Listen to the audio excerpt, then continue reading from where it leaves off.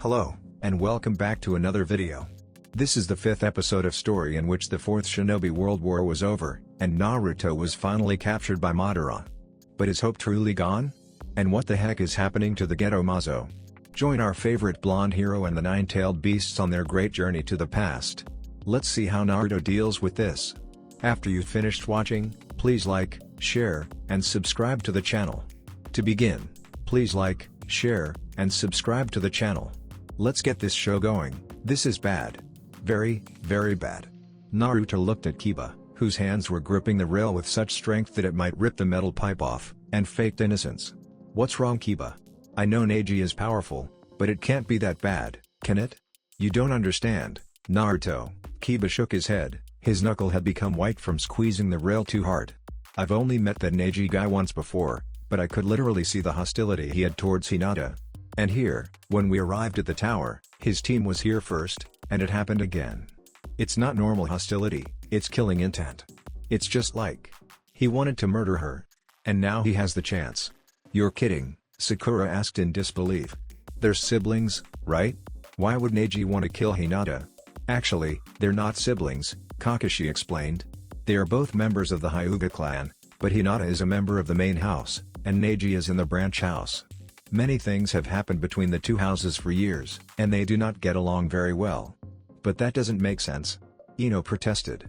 Even if they have some disputes, it cannot be so bad that they want to kill each other. Right? She faltered when seeing the face of the Jonin.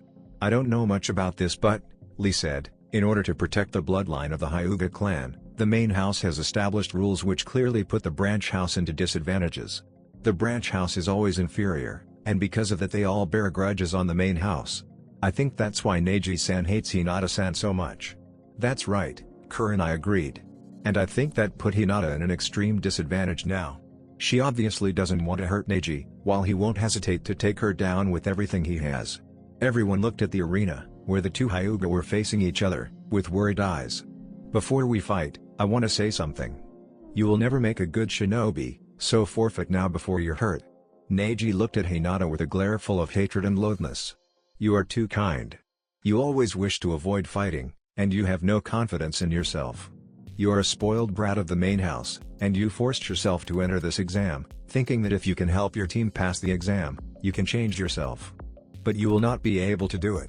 People cannot change themselves. In this world, there are geniuses, and there are failures. Failures will always be failures, their personality and strength will not change. Just like. Please stop it, Neji-san. Neji's rant was cut off abruptly. Hinata's words were said with such a confidence and power that even Neji himself was startled. It is true I don't like fighting, and I don't want to hurt people. But that doesn't mean I cannot change myself. There is someone. He used to be the dead last, the joke of the class, the one who always got laughed at by everyone. But he has never thought of giving up. He always believes that even a failure like him can someday become better, and he never stops pushing himself to the limit. He is the one who taught me that running away will not help solving any problem. If he can change himself, there is no way I cannot. You don't get it at all. Neji shook his head. Destiny cannot be changed. You're destined to be a failure of the Hyuga clan, just like I'm to be a branch member. It cannot be changed. It can never be changed. Just like how my father died because of the main house. The temperature in the room suddenly dropped. Everyone could see Hinata cringing when the words "my father" were said out loud. Very well, Neji said, lowering his stance. At the corner of his eyes, veins bulged up, signaling the activation of the Byakugan. If you insist, I will show you the difference between a genius and a failure. Hinata's lips trembled, but then her eyes steeled up, and she also lowered her stance. Byakugan activated. And I will show you that even destiny can be changed. Neji-san, let's go. And the two combatants charged. Naruto, you really did rub it off on her, didn't you? Sasuke raised an eyebrow at Naruto. Our protagonist blushed. Why do you think it's me she's talking about? Sasuke just rolled his eyes. Still, Ino said, I'm so surprised about her. Who could have known that our quiet and sweet Hinata can be this strong? She is going toe-to-toe with that Neji guy. True, Hinata was, right now, doing an incredible job fending off Neji's relentless assault. Even though her attacks on Neji were not very effective, the Hyuga boy also couldn't land a clean hit on her. You don't know what that girl can do, Kurenai shook her head. Since we arrived home from the mission in waves, Hinata has completely changed. She is no more the shy and cowardly girl who doesn't know anything but running.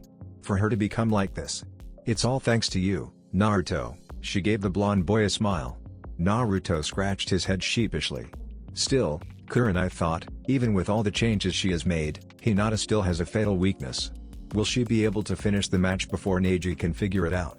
Some people might think that a fight between two people using the same fighting style is boring, as everything the combatants launch at each other will be the same, and the match will last very, very long without a clear winner. Well, it definitely isn't the case with this match. It's long, alright, but it is no way boring. Left arm. Right shoulder. Head. Stomach. Spleen. Right arm. Left thigh. Blocked. Blocked. Blocked. Blocked. Blocked. Blocked. Blocked. Neji was frustrated. Not only that, surprised too. He didn't expect someone like Hinata could fend off his attacks like this. Hinata, the weakest member of the Hyuga clan as far as he knows, the one who is considered the failure of the clan, was blocking all of his strikes. Not only that, she was fighting back. Worse, what she was using to fight him was not Gentle Fist. To be exact, it is Gentle Fist, but at the same time, it isn't. All the basic elements of the Gentle Fist were there, the all-seeing ability of the Byakugan, the application of chakra into the strikes to attack the inner organs. But the stance, the movement, they're all different. The stance of the usual Gentle Fist Neji, as well as all members of the Hyuga clan, uses, was firm and rigid, aiming mainly on attacking and finishing people quickly with lethal piercing strikes to the inner organs and the tenketsu. The stance Hinata was using right now, it wasn't a normal Gentle Fist stance. It wasn't even battle stance. Her movement was so flexible it felt like the flow of a river. It's just like she's dancing across the rain of palms aiming at her. And somehow, it managed to deflect most of the strikes. He wanted to use the 8 trigrams, but whenever he made some distance to go into the stance, Hinata would close in immediately and effectively negated his intending attacks with her own flurry of strikes. It's just like the perfect counter to the normal Gentle Fist. However, it doesn't mean the style has no weakness. After another unsuccessful barrage of strikes from Neji, the two Hyuga separated, and Neji jumped back a few steps. You managed to defend against my attacks so far, he sneered. But will you be able to keep up with me any longer? Hinata was now trembling and breathing heavily. Sure, her new Gentle Fist stance is innovative and effective, but it is in no way perfect. It was a style Hinata and Kurenai thought of just a month ago, and all the practice she had was only in that month. There are a lot of redundant movements, and since Kurenai weren't a taijutsu specialist, she couldn't fix all of them for Hinata.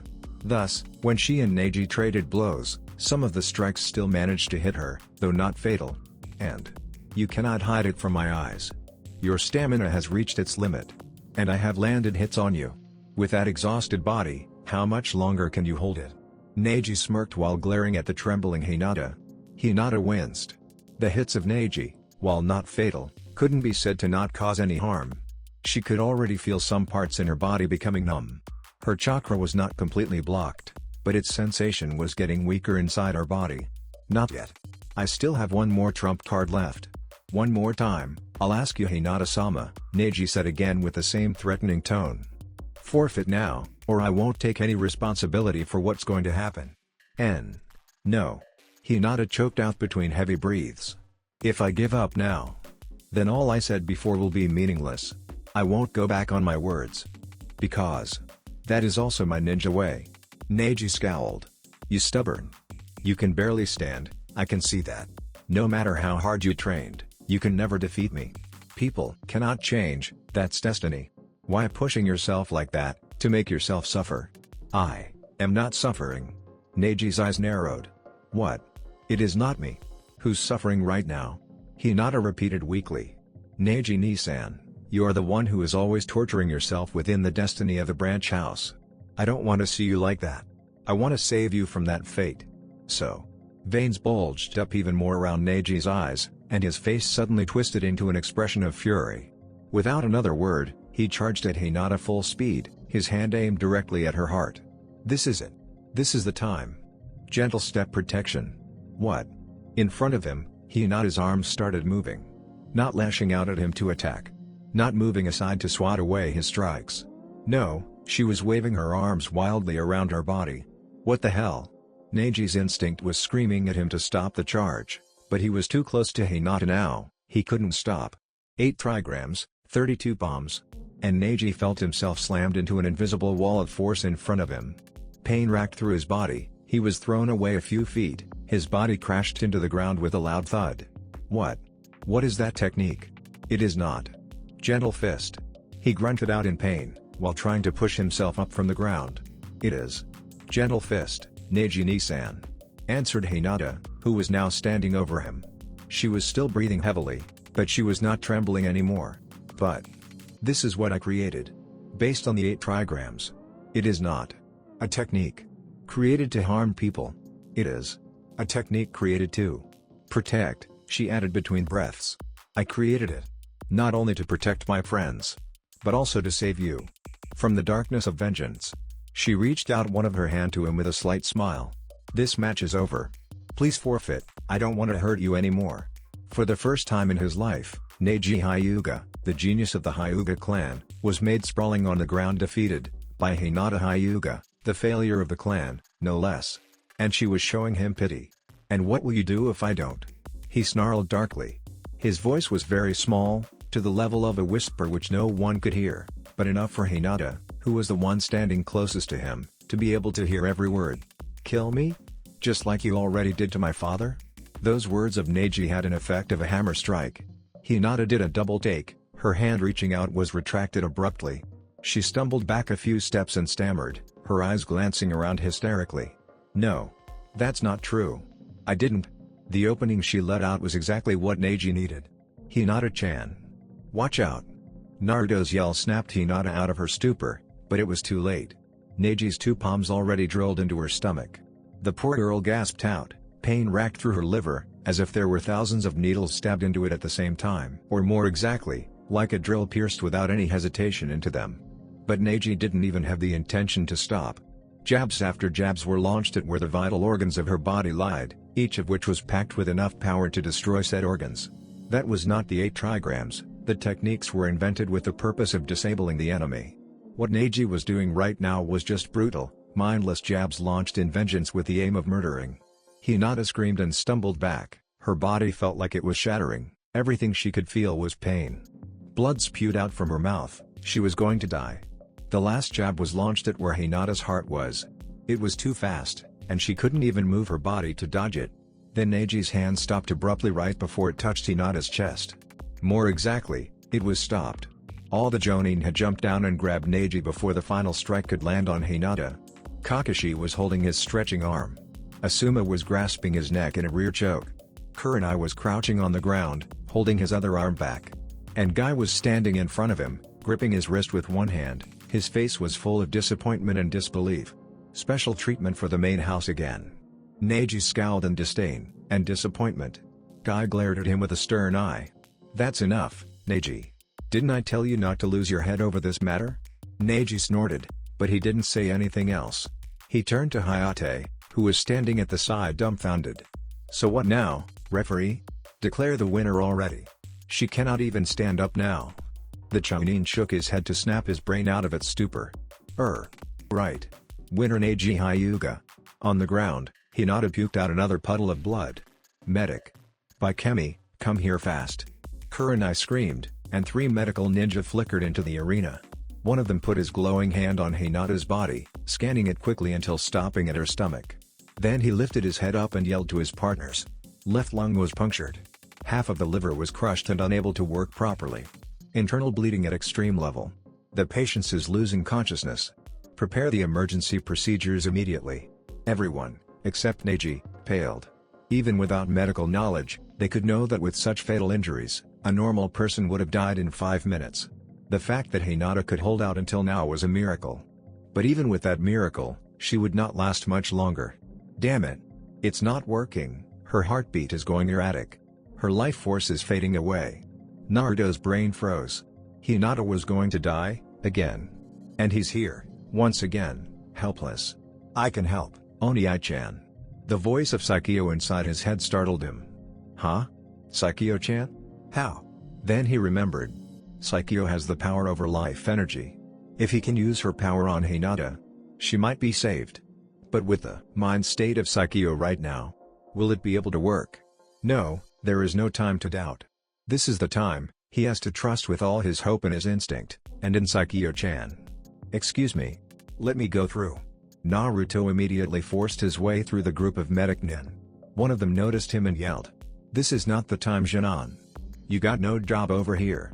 But the man faltered when Kakashi's hand suddenly squeezed his shoulder, more forcefully than he'd ever felt before.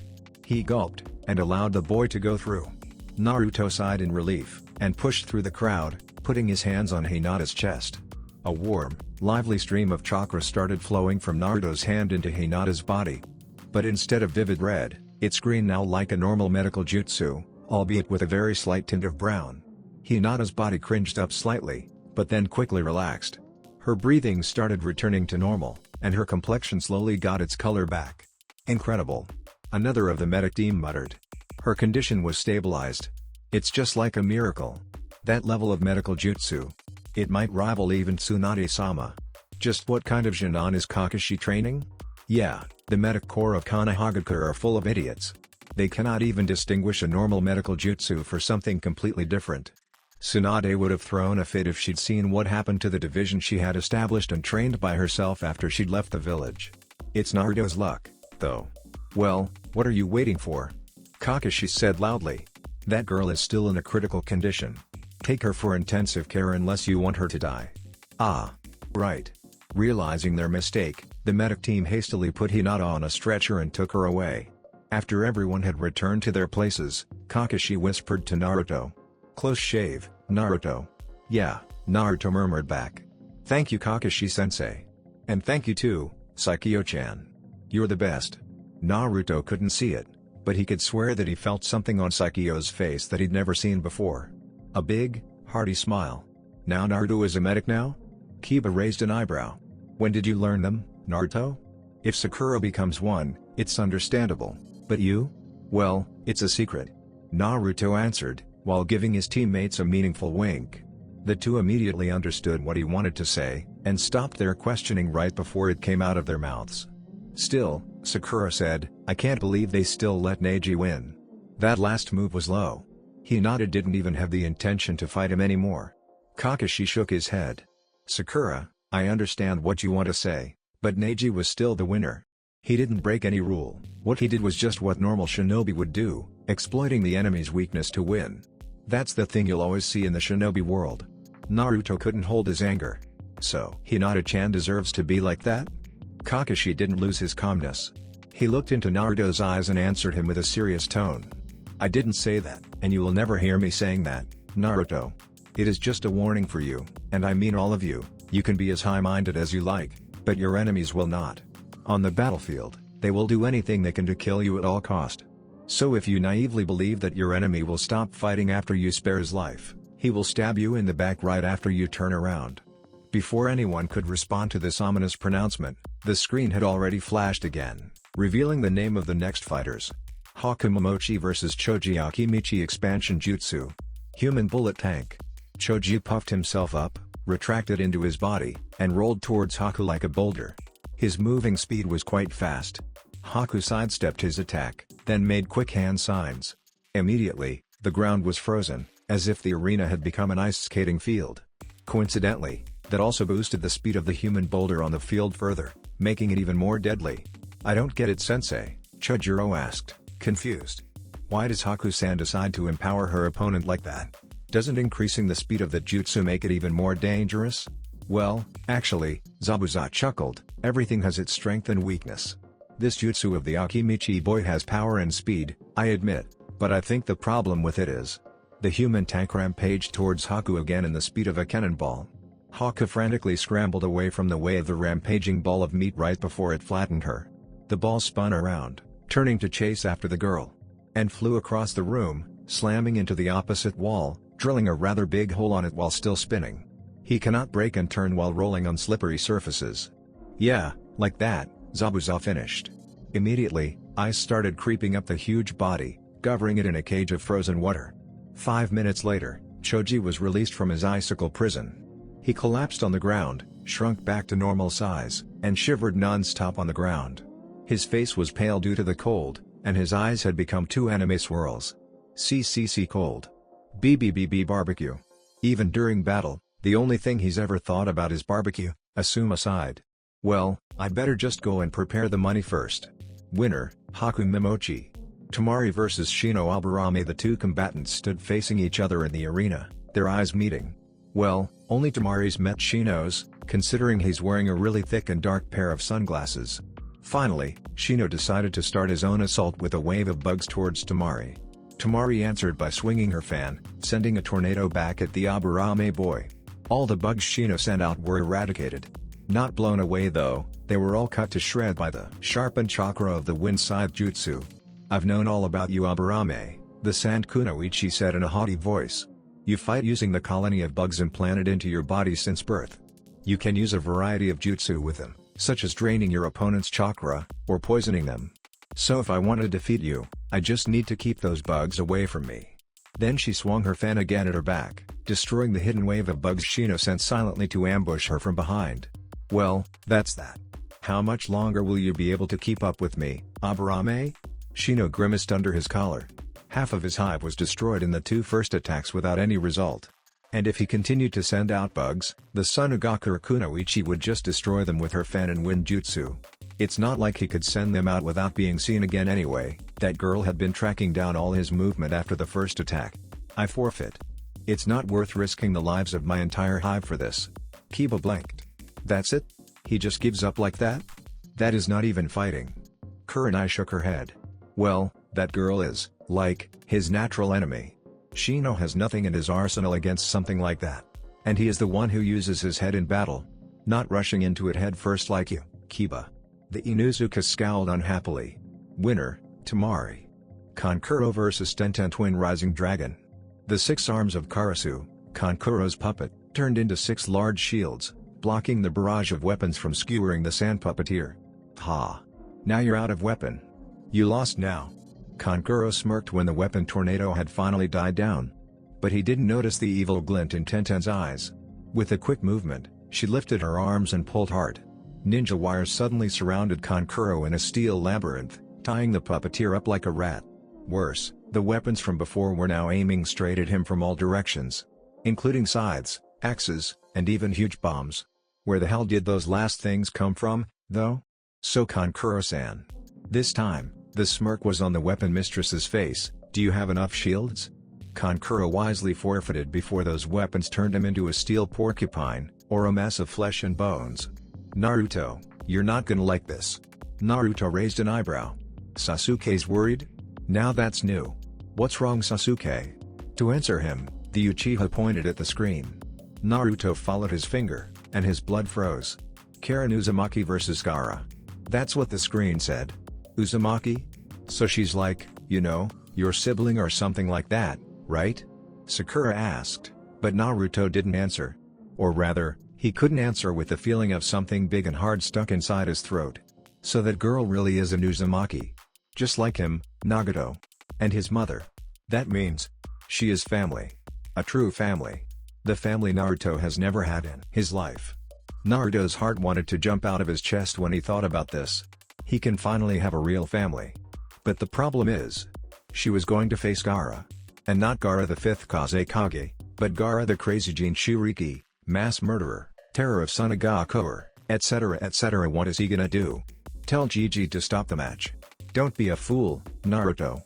Doing that is no different from exposing yourself for the whole world to know. Then what should I do? The last time, Gaara nearly destroyed Lee's shinobi career.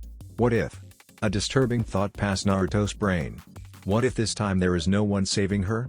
Then you go and save her, duh, Goku said as if it was a fact. That was the best way to get another girl into your harem. The big sis route is always the hottest route. Wah. Hey, what's with the claws and tentacles? Gyaya. Naruto, he ell peep, Naruto sighed mentally. Girls, thank you for shutting the pervert up. You are welcome, Naru-kun. Traitor. Don't worry Naruto, Juki said. If things start going wrong, we'll always be here to help you. For now, just calm down and focus on the match. Yeah. Despite saying so, a vague fear was still lingering inside Naruto's stomach. What will happen if he fails? Karen was trembling. To tell the truth, she hadn't got the intention to take part in this exam. This team she had right now. Well, People might call it a team, but to tell the truth, she hated it. She was basically forced into it by Orochimaru. For what reason? She couldn't even know. And then the blonde brat of Konohagakure was called Uzumaki by the scarred proctor of the first test. Thinking about this made Karen boiled with anger. Karen didn't have many things to be proud of.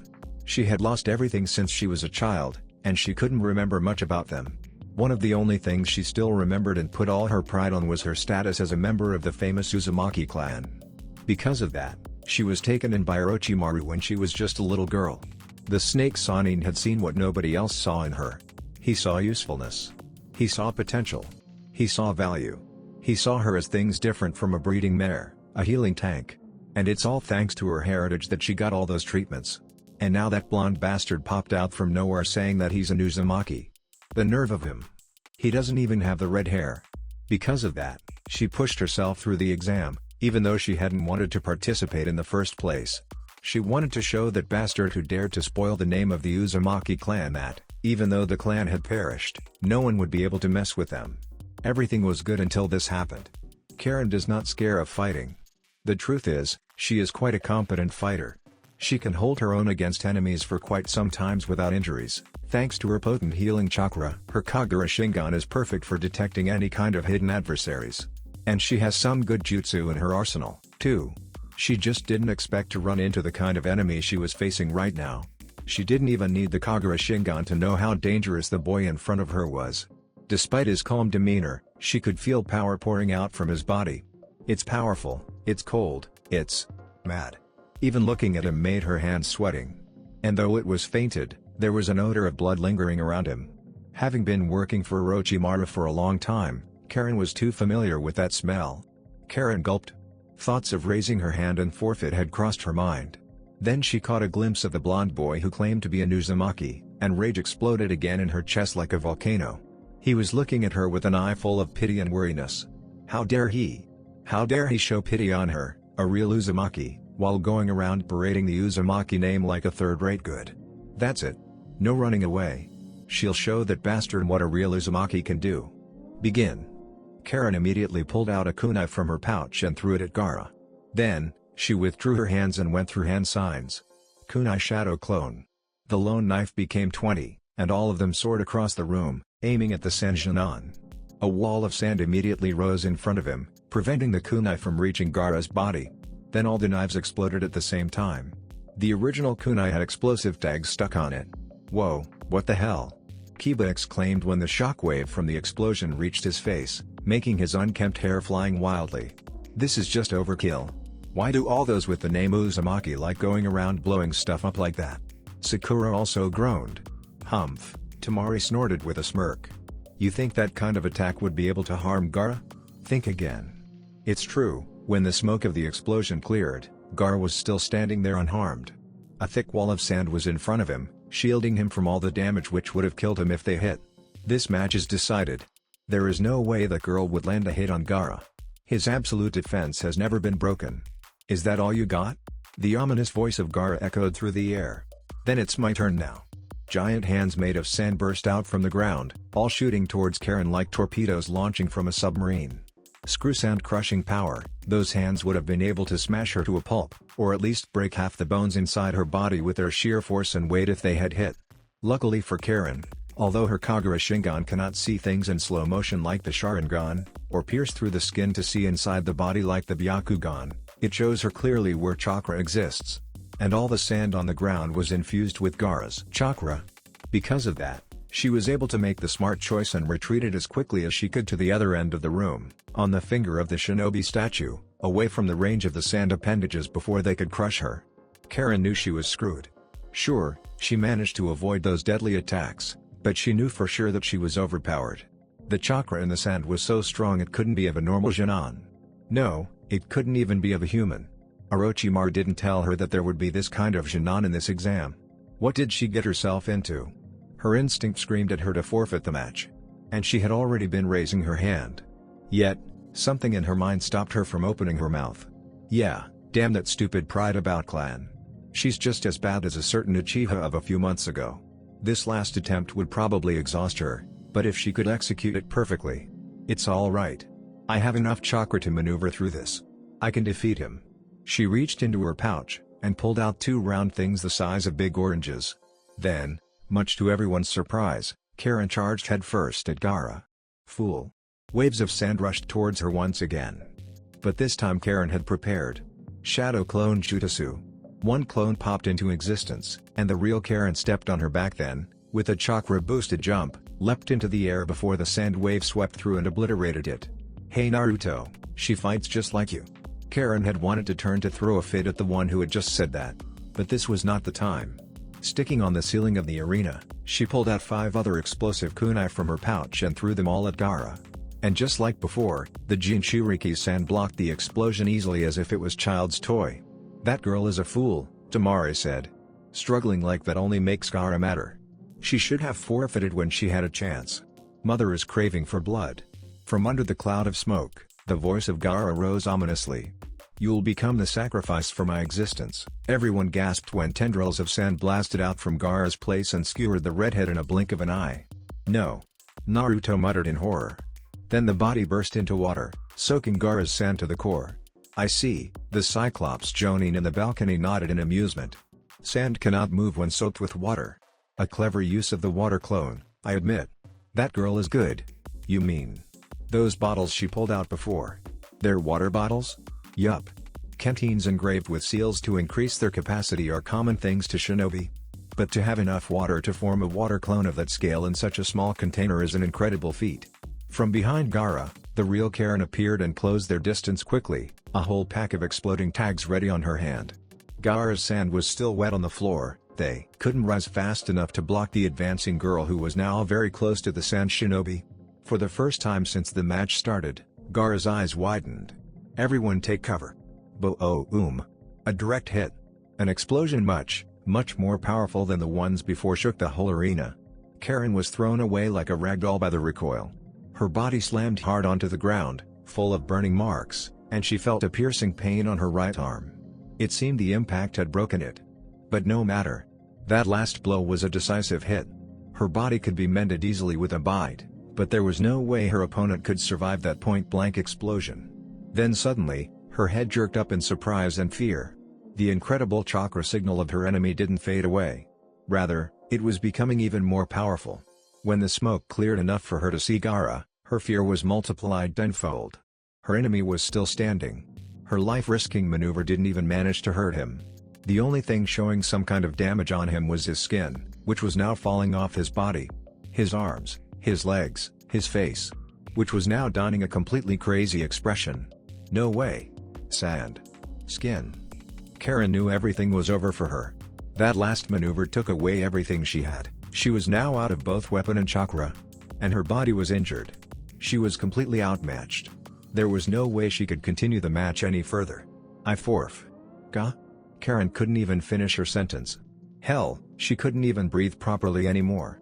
Sand had already crept up her body, locking her inside like a cage, and was now squeezing around her windpipe. The last bits of oxygen were leaving her lungs. She's such a fool, charging headfirst into this hopeless battle without thinking of the consequences. Now she was going to die. Crushed by the mad boy in his sand. Stop right there, Gaara of the Sand. If you don't, you'll be disqualified immediately. She heard the voice of the proctor, but it was no use. The sand coffin around her was squeezing even harder, and she could feel her consciousness slipping away together with the pain in her body. That was it. She was definitely leaving the living world, and now she was on her way to hell. Or heaven. Then she had a very vague feeling of the sand releasing her. But it was too late. Everything around her had gone dark. Everyone was stunned beyond belief. Not only because a girl like Karen had managed to hold her own against someone like Gaara for quite some time. Also not only because Gaara was a mindless murderer who was more than ready to squish a girl, a 12-year-old girl, shinobi or not, to mush. It was also because Naruto had sent Gaara flying with a punch. What the hell is that? Kankuro muttered in shock. He punched Gaara. Through the sand shield, no less. Screw that. Tamari also mumbled, but with a frightened tone. Gaara was denied a kill. He is going to go crazy now. Right as she said, Gaara stumbled up from the ground. The terrifying chakra of Shukaku was pouring out of his body like a waterfall, together with the massive killing intent which was making every Genin in the room shudder and gasp for air. Uzumaki. He growled in a dangerous tone. To answer, Naruto flared up his own chakra. His chakra, strong as it originally was built up even further during his training, and now rivaled the Hokage himself at least. The two powerful waves of chakra clashed against each other, unconsciously heating the air in the room up to near dangerous level. "That's enough, the two of you." Naruto almost jumped when the calm, yet stern voice of the third Hokage rose up right next to him. He had been at the two Jonin side since who knew when, and his eyes were now locking at their faces with a sharp glare. "I declare this match over, and the winner is Gaara," the old man said briefly. "Now stop that killing intent and go back to the balcony." The voice of the Hokage was not loud, but it contained such a powerful authority that even Gaara had to stop. The Sanjin Shiriki recalled his sand back into the gourd and walked back to his team's place without another word, but not before throwing Naruto a deadly glare. Naruto refused to drop his gaze, but met the glare with his own until Gaara looked away. Ahem. Anyway, Hayate cleared his throat to get everyone's attention. Due to the odd number of competitors here, the last match of the preliminary will be a battle royale between the three remaining competitors. So will Kiba Inuzuka of Konohagakure, Chojuro of Kirigakure and Naruto Uzumaki of Konohagakure come down here? Naruto blinked dumbly. What is a battle royale? Hayate sighed. Just think of it as a free-for-all fight between more than two fighters. Now that all of you are here, he added when seeing Kiba and Chojuro jumping down from the balcony, can we start the match now? You bet, Naruto answered with a grin. Same here, Kiba also smirked. Chojuro didn't say anything, only nodded timidly. Then, the final match of the preliminary, Kiba Inuzuka vs Naruto Uzumaki vs Chojuro. Begin. Kiba glanced at Naruto warily. Since the mission to Waves, he had seen Naruto with another eye. The blonde was no longer the goofy dead last of the class who knew only silly pranks. Right now, he might be the most dangerous Jonin in this room. Not considering that Gaara guy. He pulled out a soldier pill. He must finish him first, and fast. Akamaru. Get ready. Man-Beast Transform. Hiram-Kare release. Gigant form. Wah. Oh, crap. A gigantic hammer made of chakra was swung down mercilessly on the two Konoha heads. And by gigantic, I mean gigantic. In bold. And caps. Had it not been for the fact that construct made solely from chakra couldn't create shadows, its head would have covered the whole arena in darkness. There's absolutely no way to dodge this. Not in this closed arena. Earth-style, concrete barricade. Naruto's voice suddenly boomed. From the ground, walls made of a very hard substance erected and formed 7 layers of dome around him, Kiba and Akamaru. The layered barriers managed to surround the two boys and dog completely right before the mighty hammer descended down their heads. And the weapon collided with the dome instead. The first, second, third and fourth layers of the dome were shattered as if they're made of tissue paper. The fifth and sixth ones managed to slow down the bludgeon weapon, but the hammer still smashed through them before stopping at the final layer, where the chakra forming it finally dissipated. Well, not before making that very same layer crumble to debris, though. Wah! What the hell? Is that? Is he trying to kill us? Kiba stuttered, his eyes were as wide as 2 small dishes. He broke through my strongest defense jutsu so easily. Naruto also grimaced. Then, much to the two Konoha surprise, Chojuro fell over. Still not enough chakra. The glassed boy mumbled, and fainted. On the balcony, Zabuza smashed his head on the rail. Phew. Kiba wiped his forehead. That was close. Yeah. Sweet dream, Kiba. Huh? Wah. Kiba couldn't even manage to blurt out the whole sentence before Naruto sucker punched him in the face. Kurenai's palm met her face. How many times have I told him not to let his guard down in front of his opponent? Winner, Naruto Uzumaki. Akamaru whined. First of all, I would like to congratulate all the Jonin standing here right now for advancing to the third task, also the final round, and the main event of the Chunin exam. The voice of the third Hokage echoed across the room, loud and firm. I can see some of you had quite easy matches during the preliminary. Some of you, on the other hand, had some troubles with your opponents. But you all managed to defeat yours, and gained the right to compete in the final round. Sarutobi's eyes lingered a little bit at Sasuke and Gaara's faces, then he continued. However, it will not be that easy anymore. Coming to this round, you are all considered the elite of your villages. Each of you will fight to represent the power of your countries, and you will need to show off all your power without reserves. Therefore, there will be no easy matches for you in the third event of the exam. And because of that, the third event will be held precisely 1 month later. It is for you to revitalize your bodies and minds, and analyze the data you collected about your opponents to calculate your chance of winning, as well as to improve your abilities. Wait a second, Sasuke raised his hand. Considering what you just said, could it be that the third event is also a tournament? The Hokage chuckled. Very perceptive, Sasuke. True, the final round is also a tournament. The final tournament will be held in the main stadium of Konohagakure, in the middle of the village, under the audience of all citizens in the village, the daimyos, and the other village leaders. Now it's Shikamaru's turn to raise his hand. But since it's a tournament, it would mean there's only one winner, right? Does that mean there will only be one person who becomes Chunin? That's not it, Sarutobi shook his head. Your battles will be observed by the judges including me, the daimyos and the other village leaders. Those judges will be the ones who decide if you can become a Chunin or not. Therefore, even if you lose your first match, you will still have a chance to become Chunin. Now, before dismiss, there is something that has to be done. Anko stepped up from behind the Hokage. Each of you will take a piece of paper from inside the box I'm holding here. Then, read the number inside of the paper out loud for everyone to hear. Match arrangement, right? Sakura asked. Anko grinned. As expected of my apprentice. So, start from you, Cherry. Sakura pulled out a piece of paper. 3. 7. Naruto said his number after pulling it out from the box. 2. It was Sasuke. 1. Haku.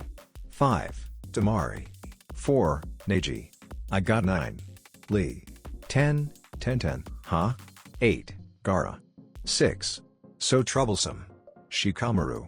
Done, Anko said happily, throwing the box away. So these will be the matches in the final round.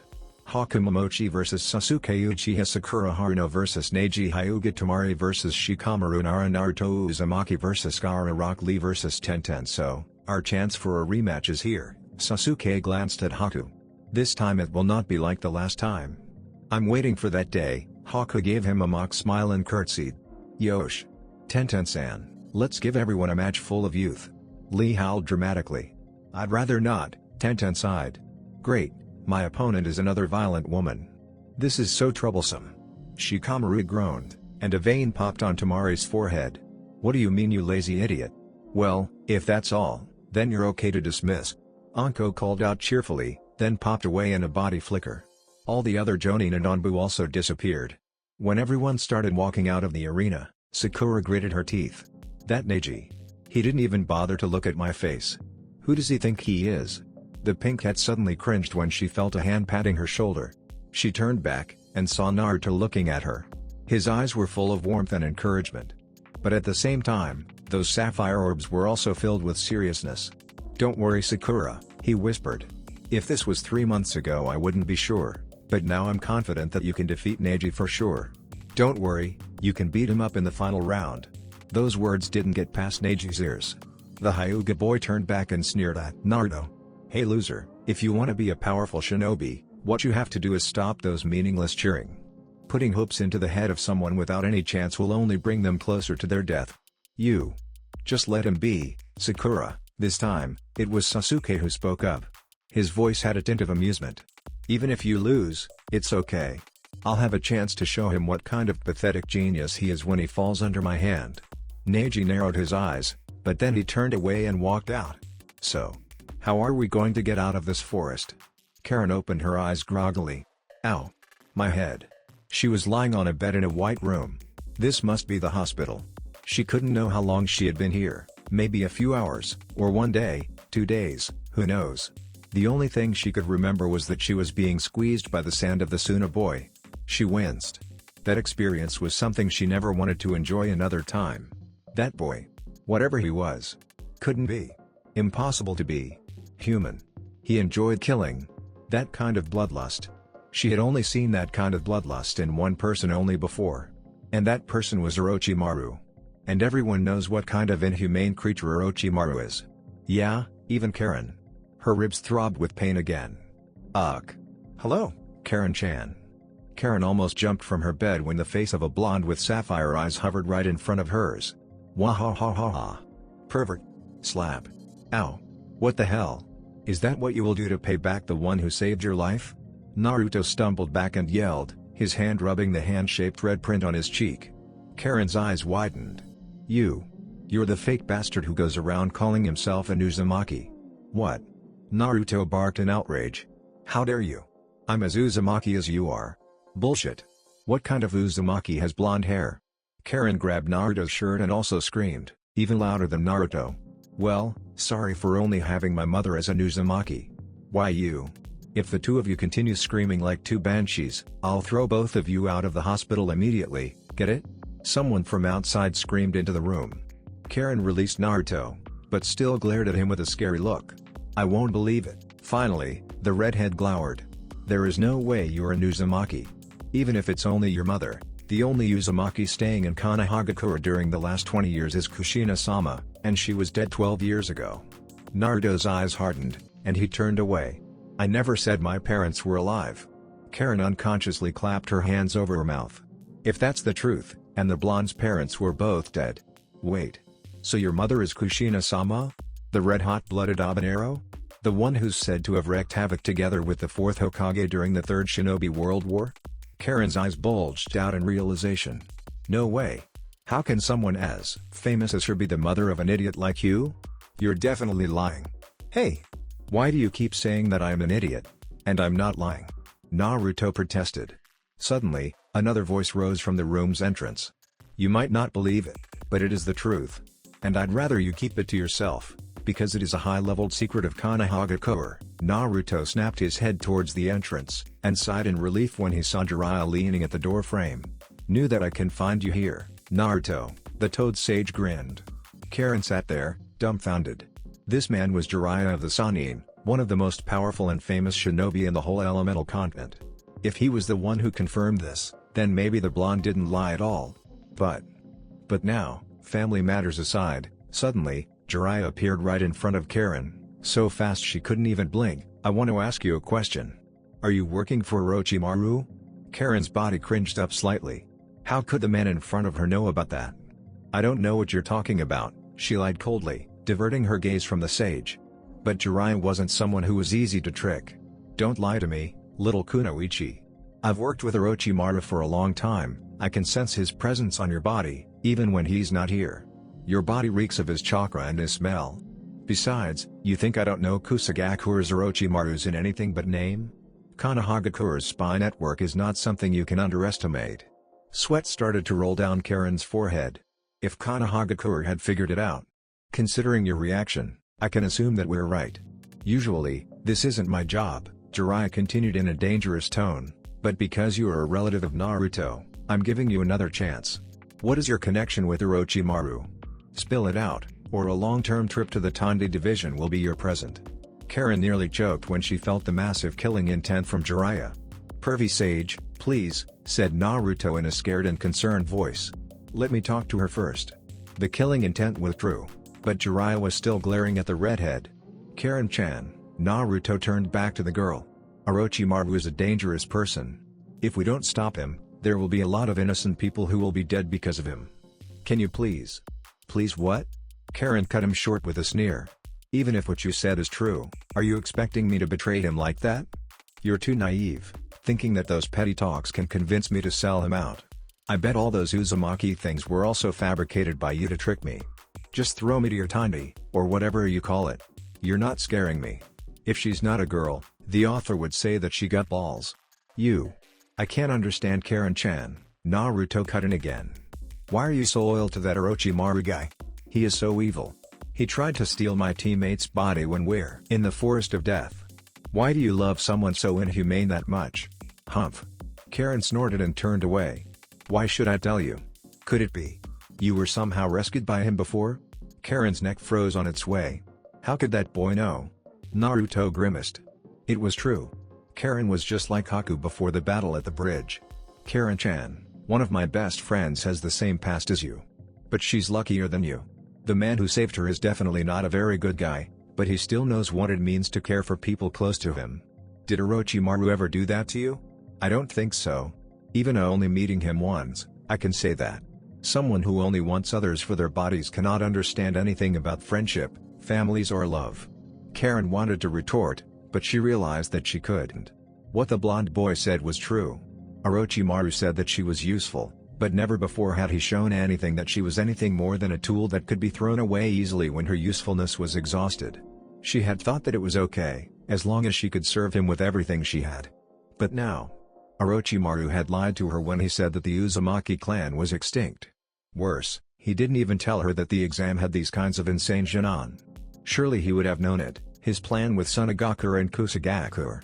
Isn't that the proof that Orochimaru didn't consider her anything that might be important to him? And it didn't matter if she was dead or not? Oh, and about whether Naruto here is an Uzumaki or not, I took a sample of your hair and conducted a DNA analysis when you were asleep, and this is the result. Jiraiya pulled out a sheet of paper and gave it to the redhead. She took it without any question, and her eyes widened when she saw the result. This is. That's right. You two are not only of the same clan, but very close relatives also. It's not exaggeration to say that you two are family. Even Naruto was dumbfounded before this new piece of information. Is that true? Karen-chan. Is really my family. Karen's head felt like spinning. She had a family? Could it really? Everything in this was too good to be true. But the proof was still there, right in front of her.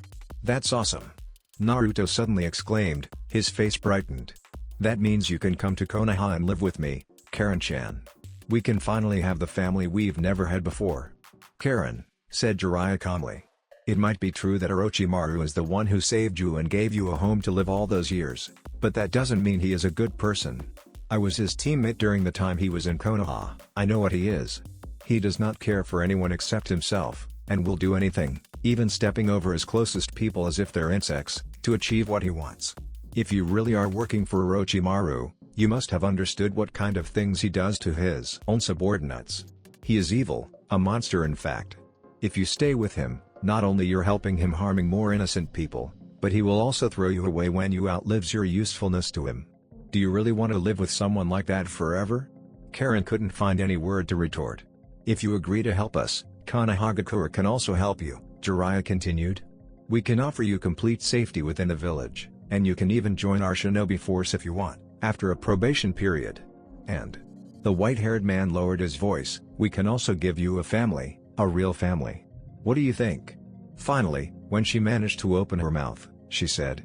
I need time to think about it. Please leave me alone. Karen-chan. Please, she snapped, and Naruto flinched, knowing there wasn't anything else he could do for now. Jiraiya grabbed his shoulder, and the two males stood up and walked out of the room.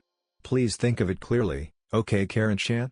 Before disappearing behind the door, the blonde boy still turned back and pleaded. When the pair was gone, Karen silently activated her Kagura Shingon. She had expected guards outside of the room, but to her surprises, there was no one out there. She could have run away any time. But instead of doing that, for some reasons, she flopped back to the bed, and stared at the ceiling. The two had struck her weakest point. It was true that, even in Orochimaru's care, Karen was not evil at heart. The greatest wish of her was a real family, a family with people like her, not with those monstrosities Orochimaru called his subordinates. The two hadn't left any guard outside the room. That meant they trusted her. But can she just throw everything away and betray Orochimaru, the one who used to save her life, like that? What should I do? Hiya! Sakura's fist struck the training post with a force so great the post shook ominously, and a bit of wood dust flew from the point where she hit. She stumbled back, panting heavily. Although her stamina and muscle power had taken a huge leap comparing to what she'd had a few months ago, it still couldn't even compare to Naruto's ridiculous stamina, or at least Sasuke-kun's. Don't force yourself too hard, Sakura. Take a rest first. Sakura turned back, and saw Kakashi walking towards her, with Anka next to him, grinning towards her. Sensei. She breathed out and slumped on the ground. I thought you're training Sasuke-kun? Well, he's done for today. Besides, Sasuke isn't my only student, right? I told you I would train all of you for the final match separately after all, Kakashi answered her with a nice smile. Sakura sighed. Sensei. I don't think I can do it. No matter how much I try, I cannot. Before, I thought I would give him a lesson in our fight, but the more I think of it, the more impossible it seems to be to me. I'm just a girl from a normal civilian family, and he is a genius of the famous Hyuga clan, with a Kekkei Genkai no less. Don't worry Sakura, Kakashi rubbed the pinkette's hair. There's still a lot of time to train, you can do it. You don't understand, snapped Sakura. Didn't you see what happened to Hinata when she tried to fight him? She was nearly killed. And not only him. That Gaara boy also. Tears welled out of Sakura's eyes. I'm scared, sensei. I don't want to die. Oi, Sakura. Huh? The next thing Sakura knew was that she was sprawling on the ground, courtesy of a punch from Anko. You idiot. I didn't teach you to be a coward. What is the meaning of all those training I gave you if you just insist on running away like that? But. Anko didn't let her finish. Only in life and death situation can people grow up. If you're that scared of dying, then go on, quit being a kunoichi and go back home, being a pathetic spoiled brat who will faint right in front of your enemy and become even easier to kill, like you were before. This is the world of Shinobi, not of pathetic romance dramas where boys come out of nowhere to rescue you. At least if you face death by yourself, you might have a better chance of surviving. That's too hard for her, Anko, Kakashi scolded the Tokubutsu Jonin. Then he crouched down to Sakura. Sakura, it's normal for a person to be scared of things. But if you're scared, and you run away from it, you will run away from it forever. You're not scared of fighting, the only thing you're afraid about is yourself. You're afraid that your ability is nothing comparing to them, that you are just a normal civilian girl when they're geniuses, am I right? When Sakura nodded dumbly, he continued. Don't believe what that Neji said, Sakura. There is no rule saying that people cannot change themselves. Looking at Guy right now, have you ever thought that he used to be a loser who could not even use any technique, except a little taijutsu? Sakura's eyes widened when she heard this little piece of information. Really? Even Guy-sensei? Yup, Kakashi I smiled. The fact that he's training a prodigy like Neji can be considered one of the greatest ironies in history. But that's for you to remember, even the most incompetent failure can someday become powerful if they put their heart and soul into their efforts. Sakura's mind lingered back to a certain blonde, whiskered Janan in her team. Besides, Kakashi added and stood back up, that is the reason why I and Anko are here, right? We're going to turn you into a force that no one will be able to underestimate. Sakura smiled and wiped her tears away. Thank you, Kakashi-sensei, Anko-sensei. What do you mean Kabuto escaped from the prison? I'm sorry, Ibiki-san. But all the Anbu members assigned to guard his prison cell had already been murdered brutally when we arrived. Furthermore, the entrance of the cell looks like it was smashed apart from the outside. It's like someone broke in and rescued him, not that he broke out of the cell by himself. Damn it, Ibiki gritted his teeth. This is not gonna be good. Two figures, one male, one female, was walking on the trail leading to Kanehagakura's Great Gate. Ah. Finally. I've been longing to try the famous hot spring of Kanehagakura. My lady. We're not here to play. Yeah. Mo, you're just like an old geezer. The two guards, Izumo and Kotetsu, spotted the advancing newcomers from afar. As the gate guarding specialists they were, they quickly pulled out their weapons and blocked the way of the two. Halt. State your purpose and business. The man of the two immediately jumped in front of the woman. Veins bulged up at the side of his eye patch and Izumo, Kotetsu, stop. They are our special guests, and you will let them through. The two Eternal Chunin turned back and bowed hastily. Lord Hokage. Hiruzen Sarutobi walked out from the gate, and smiled. Welcome to Kanehagakura, Lady Mizukage. In the forest at the outskirt of Konoha. Thank you for the timely rescue, Orochimaru-sama, Orochimaru hissed out a laugh. You don't think I will go and rescue you, do you Kabuto? I didn't say that my lord, Kabuto hastily corrected himself. I just didn't expect Konoha to see through my cover. They're better than I thought. You know too much, Kabuto, Orochimaru hissed. I cannot let you fall into the hand of Konoha. What if they manage to get the details of my plan from you? Kabuto's eyes gleamed under his glasses. So you still don't trust me? And what if I don't, Kabuto? Orochimaru answered, still with a snake-like tone, but now, there was a hint of amusement in his voice. And killing intent, too. Kabuto gulped. Suddenly, the feeling of death stopped, and Orochimaru laughed. Just kidding, my dear boy. Without you, how can I do all those experiments with body modification? And you're a good spy, too. By the way, I have some good news for you. The 3 sacrifices we prepared were perfect. No sign of adverse reaction, and they're living now, very healthy. Why yeah. That's good, Kabuto mumbled. And it seems Karen was also captured. Do you plan to go rescue her? Orochimaru laughed again. That girl? Despite being an Uzumaki, she doesn't show any good quality except for that healing blood. No chakra chain, no talent in sealing jutsu, no exceptional chakra, nothing. Why should I bother? You're way more important to me than that failure of an Uzumaki. Then the snake man grabbed Kabuto's shoulder. Let's go, my boy. We need to do the final preparations. And about Karen. He added with a sneer, if you find a chance, silent her. Clothes. Check. Headband. Check. Weapon. Check. I thought you'll have to care about more important things than those trivial, Naruto-kun. You're going to war today, remember? Sure, Mata-chan. But, there's nothing wrong with making myself a little bit cooler, eh? Still, why do you still need those weapons? You can create them from chakra. And you can create explosions much greater than those explosive notes. Secret exposing, duh. Naruto pulled his gloves, a new creation he had made during the month, up on his hands, then stood up. Alright. Time to take on the final round, and Orochimaru. Welcome ladies and gentlemen, to the final round of the Chunin exam.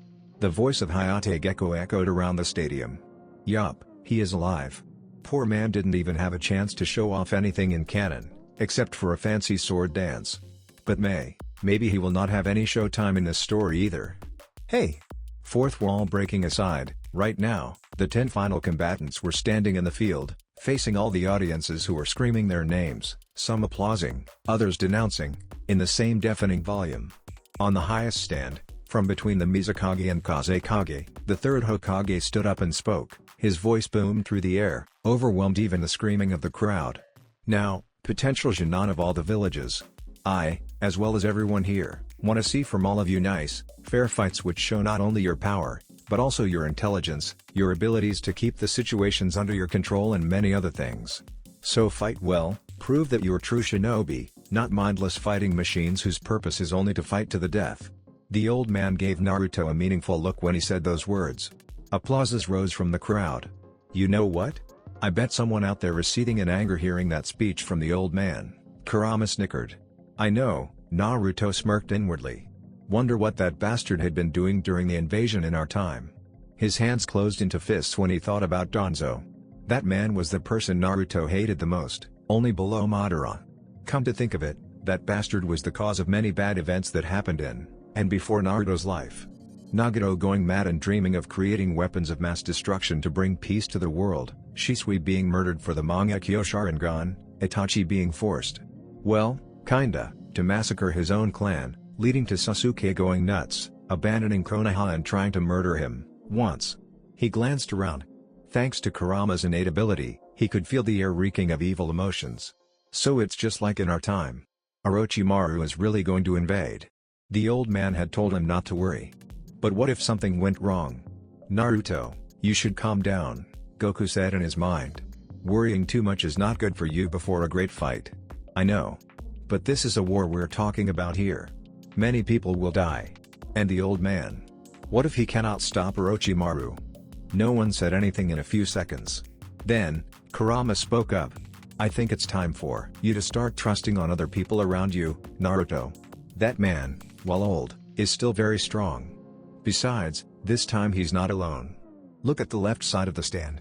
Naruto looked, and was relieved when he saw Jiraiya over there. His eyes were both locking at the cage booth, and there was no trace of the usual goofy expression on his face. Just leave it to them. This is a fight they have to finish alone. I believe they already knew what they have to do, the vixen continued. Besides, don't you also have a work you have to do yourself? Oh yeah. Gaara. Naruto glanced at his left. Gaara was standing there, looking impassive as ever, but the killing intent exuding from his body towards him was near visible. He sighed. Yeah, worrying about many things at the same time will not solve anything. Orochimaru was strong, but the old man and pervy sage are both very powerful, too. He needs to trust in them. There is something else, though. So I won't trust human. Kurama has finally opened up enough to believe in others? Naruto smirked inwardly. Creepy silence for a few seconds. So, do you want to feel a little bit of my trust, Naruto-kun? Naruto could feel everyone inside his head inching away from the nine-tailed vixen. Now, with the exclusion of Sasuke Uchiha and Haku Momochi, would the competitors return to the fighter's box above so that we can begin the first match of the day? Hayate's voice rose again, and all the other combatants jumped back to their box, leaving Sasuke and Haku facing each other on the field. Are the two fighters ready? Then, the first match of the final round. Begin. Finally, our rematch. This time I'll not lose to you, Sasuke said with a smirk. We'll see about that soon, Haku answered with her own demure smile. Then, from both sides of the field, projectiles were launched. From Sasuke, they were 5 shuriken, and from Haku, there were 5 senbon. The senbon soared across the air to meet the shuriken on the air, and flew past them, cutting the nearly invisible ninja wires tied onto the throwing stars. Being pulled back by the force, the shuriken lost their momentum and fell to the ground in front of Haku harmlessly. One trick doesn't work twice, Sasuke-san tilde. The ice girl sang. As I thought, it didn't work. So. In a blur, Sasuke was in front of Haku, his left hand on the hilt of his new katana in a reverse grip. With only a quick draw, the blade was already cutting through the air, aiming at Haku's exposing neck which seemed defenseless. Or so he thought. A sword made of ice, harder than any kind of metal, suddenly appeared out of thin air and blocked the blade, which was imbued with lightning chakra. But striking her wasn't his intention in the first place. Their eyes met for an instant. And even a mere instance was enough. The Sharingan's power is fully unlocked through 3 steps, corresponding to the 3 tomoe. The first tomoe grants the user the ability to see the color of chakra, and to see movements of his enemies in slow motion. The second one blesses the user with the power to break genjutsu with his eyes, and to record the motions of everything inside into his brain. Because of this ability, the Uchiha clan members were infamous for their reputation of being ninjutsu thieves, due to the fact that they can record the hand seals of their opponents, as well as the movement of chakra in their bodies. And the last tomoe, the ultimate state of a normal Sharingan, besides boosting all the above powers to the maximum limit, grants the user the ability to cast potent genjutsu with just a glance of his eyes. It is this ability which made the Uchiha the most fearsome force on the battlefield, just because of a simple fact: very few people can fight without looking at the enemy's eyes. Especially in close combat. From a distance, it is possible to negate the Sharingan's ability of casting genjutsu by looking at his feet. But in such a close range, there's no way Haku could avoid his eyes. But in less than a second, Sasuke knew something was wrong. His body suddenly felt numb. He couldn't even move. It's as if he was completely bound by something, but at the same time, there was nothing there. He was now feeling the effect of his own genjutsu. What the? How? He couldn't move his hand to mold chakra to dispel the genjutsu fast enough. There's only one choice. He bit hard on his lips, and the pain pulled him out of the genjutsu right in time for him to jump back before a bunch of ice swords pierced through his body from above. But it didn't even stop. Blades after blades followed every step he took, and would have skewered him had he not owned the Sharingan. How did you do it? Sasuke gritted his teeth while swinging his katana to deflect another rain of ice projectiles. How did you reverse my genjutsu? Haku only replied with a mischievous smile. Why should I tell you? Tch. Then he caught a glance of Haku's eyes, and his eyes widened in realization. He didn't look at it clearly before, but in front of her irises, there was something looking like a pair of contacts glimmering like 2 tiny mirrors. It was them which deflected his genjutsu back to him. Genjutsu was useless, he must use something else. His back touched something wet and cold. Ice style, chilling prison. Shit. To focus on the barrage of projectiles in front of him, he didn't expect something like a dome of ice forming behind his back. And now, the dome was closing very fast around him. There's no way he could escape quickly enough. With a loud click, the ice dome became an iceberg, completely trapping Sasuke inside. Sasuke tried to struggle. He couldn't. The round iceberg didn't just trap him inside, it also totally restrained his movement. He was frozen in place. Literally. The Uchiha grimaced. Being frozen like this, very soon, there wouldn't be enough oxygen for him to stay alive. Or maybe his body would freeze to death in this icicle prison. Breaking out of there with fire jutsu was not an option, either. With his arms locked in place like this, he couldn't make hand seals. Besides, having fought Haku before, he knew that our ice couldn't be melted just by normal fire jutsu. Furthermore, if he even managed to do that, there's a very high chance he would charbroil himself too. The air was starting to become harder to breathe. There's no other choice. It's time to reveal the fruit of his training. Sir Proctor, it seems Sasuke-san will not get out of there for a long time. Haku turned to Hayate with a smile. So what do we do now? Hayate coughed. Oh well, if it had come to this. The winner of this match is. The Proctor's words were cut off abruptly because of the sudden loud rumble coming from the ice block. Vibration. What the? Haku stammered and took a step back, falling into stance immediately. Breaker. To Haku's surprise and horror, the iceberg started melting. No, not melting, it was falling apart. It's only a few seconds before Sasuke emerged completely from the ice prison, a little pale but still completely healthy.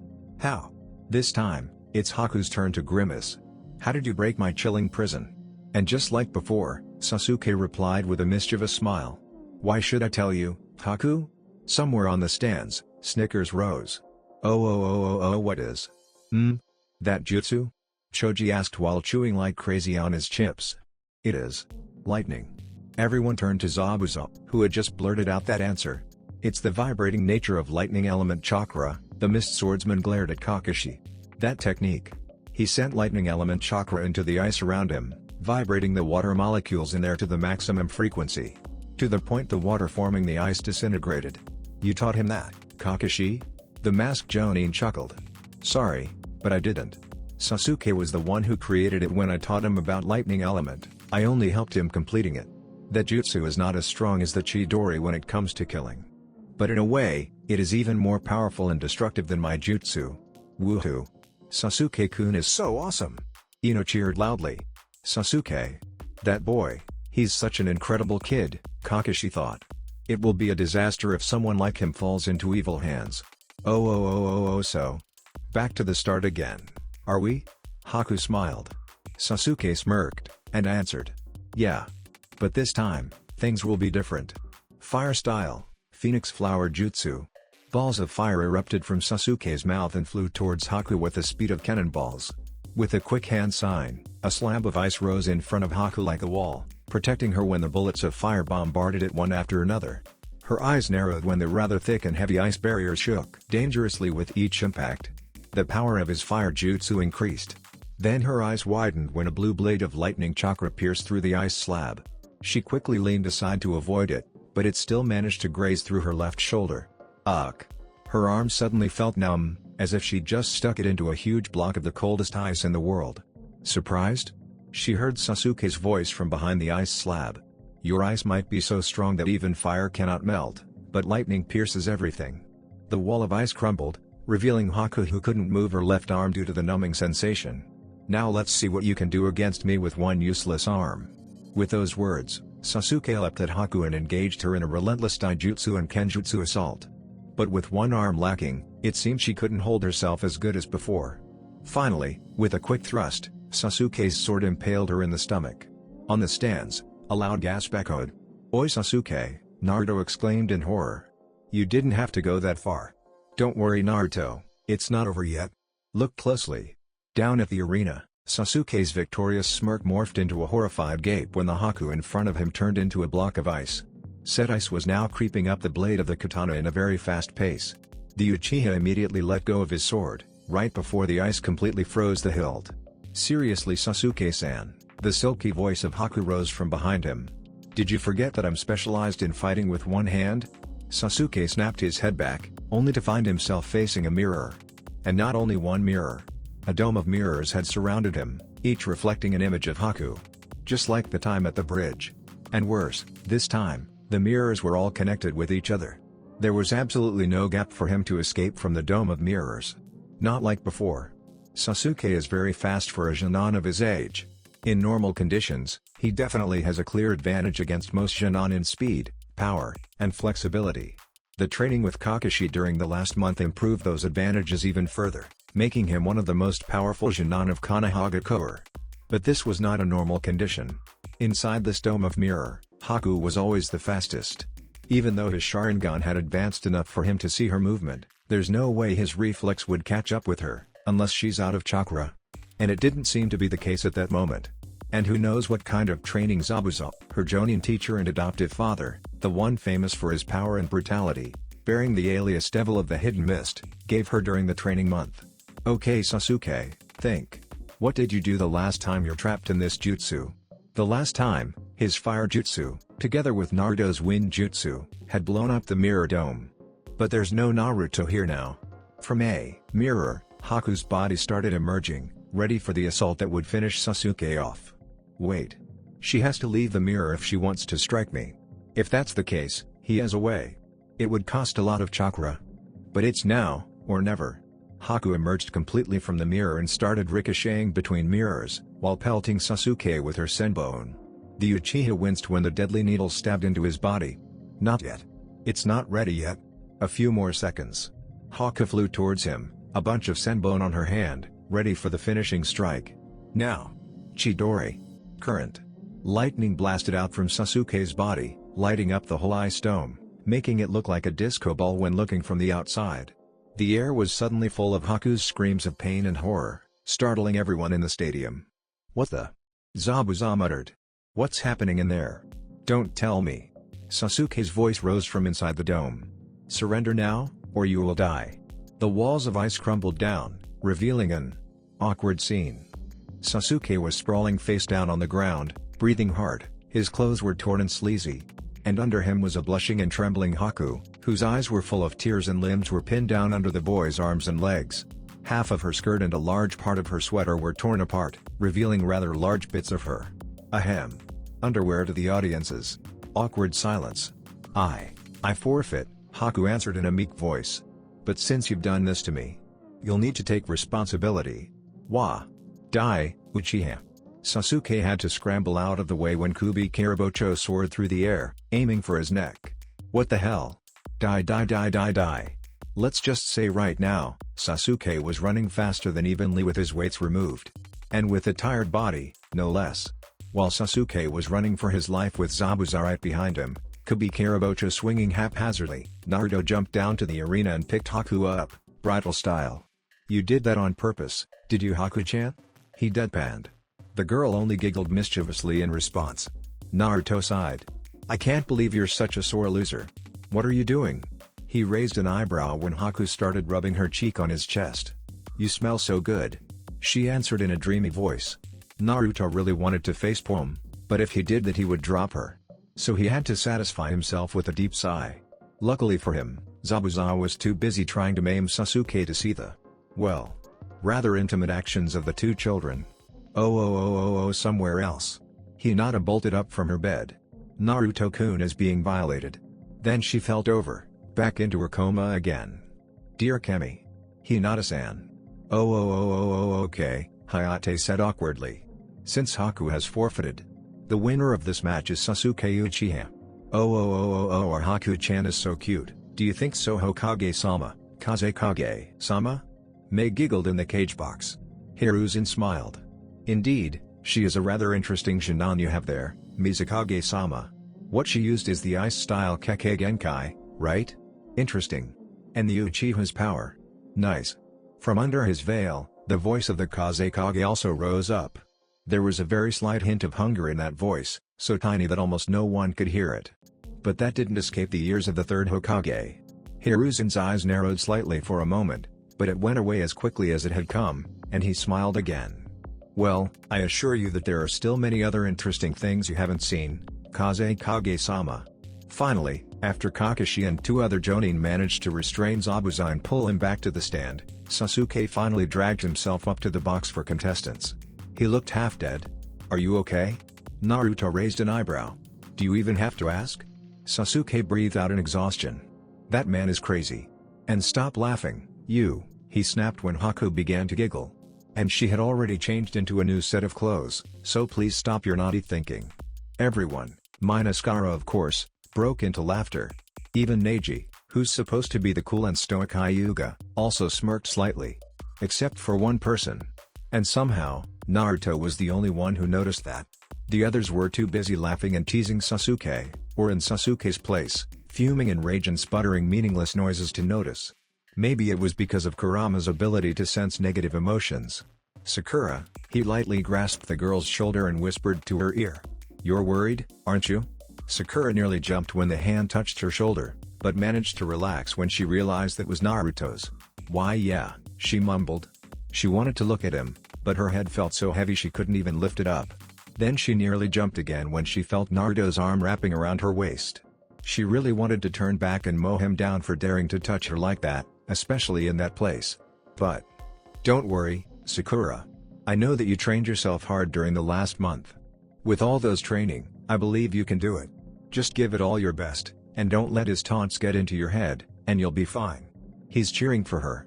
Somehow, it calmed her down, and all the fear lingering in her head seemed to disappear. She felt herself stronger and more confident. And why is he so warm? No, bad Sakura, he's Naruto. Don't think about him like that. Will the two next contestants, Sakura Haruno and Neji Hyuga, come down here for the next match to start? Hey, it's time. Naruto slapped his pink-haired teammates back. Show it to them that you're a real kunoichi. Sakura smiled. All of her hesitation and fright had completely gone. Yeah. Thanks, Naruto. Then she bopped Naruto on the head. Ow. What was that for? That's for feeling me up, idiot. But Naruto smiled, knowing that the hit was noticeably gentler than before. Neji glared at Sakura and sneered in his usual haughty voice. Fate has decided that you will lose to me. You, a useless fangirl, have no chance against me. I've noticed since the moment you arrived at the stadium. You couldn't stop trembling, your head was lowered, and your eyes kept glancing left and right. That's the sign of hesitation, discouragement and lack of confidence. That's why. Oh, shut up. Not only Neji, but everyone was taken aback with the girl's answer. What did you just say? Neji's eyes narrowed. I said shut up, Sakura simply said. Who gives you the right to judge other people? I didn't train my ass off all last month to surrender before we even start fighting. It seems she caught up a bit of Anko's language, too. You're annoying, and a fool, Neji shook his head. Rushing headfirst into battle without even thinking of the consequences. Just like Hinata-sama, he said those last words in a venomous tone. Hinata again. What is wrong with those two? By the way, why do you hate Hinata so much?